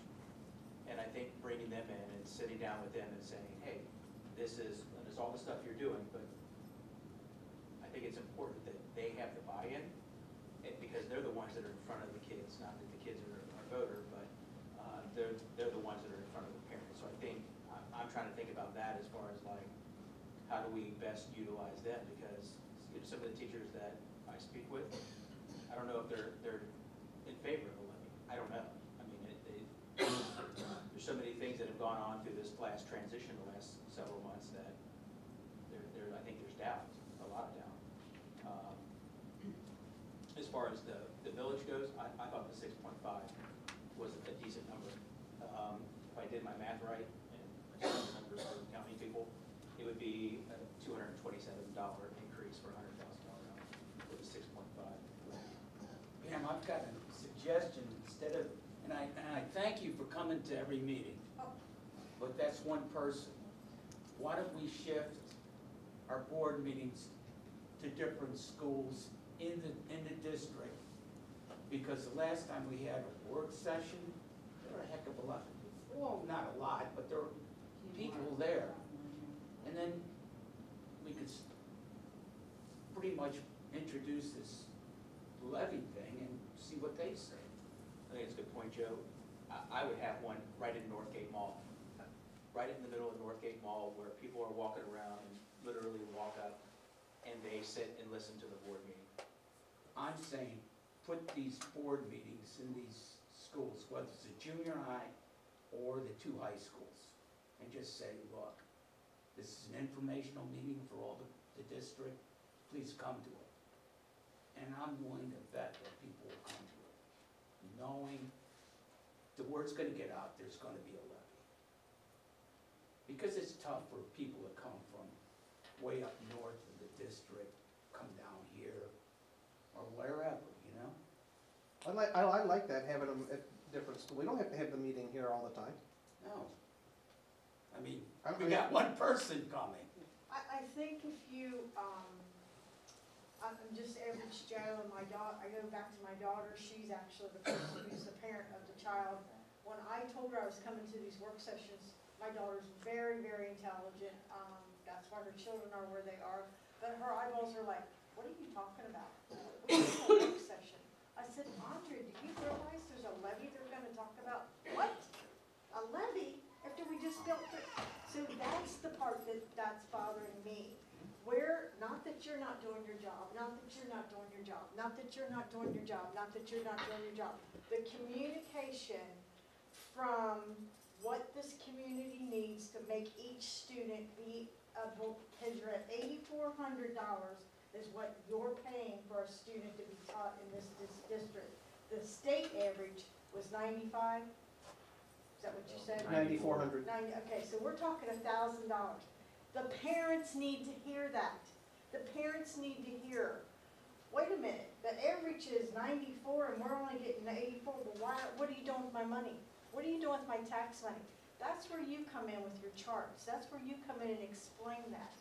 Because the average person, if you sit down and say, just like somebody said before, you make $10 an hour, but you're trying to rent a house for $900, your utilities are this. It's not cohesive. You can't do that. You can't rent that house. You can't get the utilities turned on. You can't have cable because this is all the money you have. So do you want your child to have above, or at least at the average? I want my grandchildren to have the average of education for the state. And those 4 young men, I said to this lady next to me, I said, how do I clone them for my grandsons? That is your selling point right there. To have people like that, students like that, to come to the meetings and say, because of the levy you passed, because of the money you've given to my school, this is what I'm going to become. This is what I'm going to do. Parents will buy into that. Parents will listen to that. Yeah, they'll listen to all your statistics and that, but they're going to look at that, like I said to her, how do I clone my grandsons to get like them for young men? Because that's what all of us as parents and grandparents want. That's what I want for my grandson in this district. It don't have to be Butler Tech, it don't have to be the road, but that's the kind of education when they graduate that I want them to walk into the real world, if that's what they want to do, or to their secondary education. That's what I want. And if it takes me as a homeowner to come up with $23 a month at $272 a year on a $100,000 house, I'm in. It also points out a glaring need for the communications coordinator that we posted at the last board meeting. But I think some people see it as, I want an eye for an eye. No, we need communication, period, in this district. There should have been a lot more out on social media, getting people here tonight, and that's the best way to do it. It's not an eye for an eye. It's what do you need to sell your district and what do you need to do. But that's what people want. Now, I didn't know them young men were going to be here. Now, if I would have been able to tell some other parents or some other people my age, hey, you got to come tonight because there's these 4 students going to be from Butler Tech, and you're going to hear, you don't know where your money's going, wait till you hear these 4. That would have been an ideal situation for me to drag people from Panera Bread. And it would have been nice to have to go out in the hall and meet with the communication director, do a live recording, ask them questions, go through things. There's just so many things we can do. And we're going to come back with one quickly as we move forward. So we need that support, is all I can tell you. Well, I agree with whoever said to move it to the high schools because that's where you're going to get your masses. If you advertise it right and you say, we're going to discuss the way we are today, money-wise, people listen to that word money, and how do we get to where we need to be with your help as a community? We need your input. We need you there. We want to have an open session. We want to hear what you have to say. Now, are you going to get the negative people that come in and scream and yell about the 3 buildings? Of course you are. You know, you're going to hear that. Just like I said, I'm hearing it already. But you're going to hear the parents who really are the cutting edge, who want that for their student. They're going to say, okay, we're willing to listen. Okay, Amy, tell me about these. Break it down for me. Really break it down for me. How do we get here? Why are we here? And how do we move on to when this is how you get my money? And the $23 a month on a $100,000 home, that's something people can live with. When they hear it broke down like that. I mean, we could definitely schedule the next meeting or work session at either one of the high schools and then flip it to the other one. Just go to the high schools and the junior highs. And I think it's a targeted audience, but I think the people that we have are the people who don't have children in the district. I mean, that's the majority, correct? What was the percent of that? Like 80% don't have kids in our schools. So, in addition to the schools, take it to Greene and Corning Township Senior Center, have a meeting there. These are the people that we're going to have to really kind of educate to get to understand what's in it for them.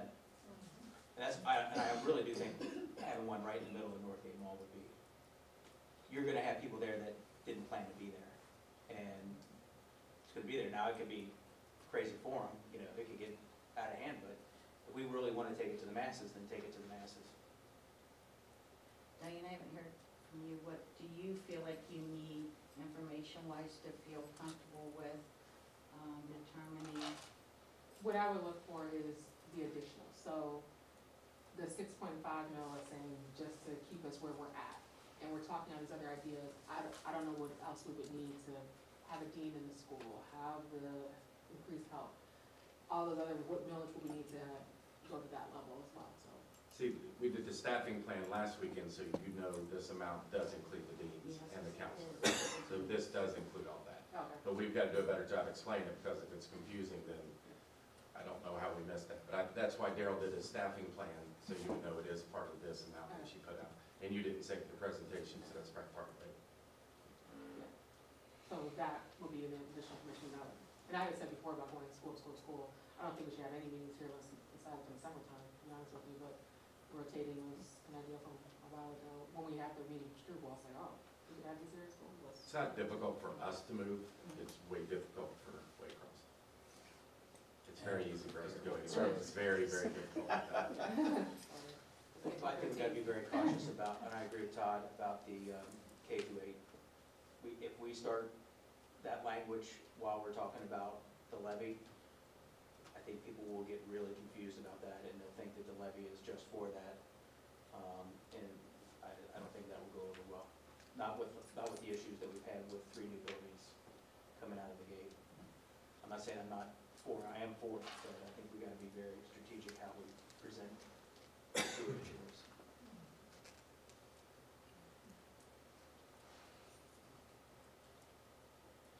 Anything else? Executive session that we need to move into.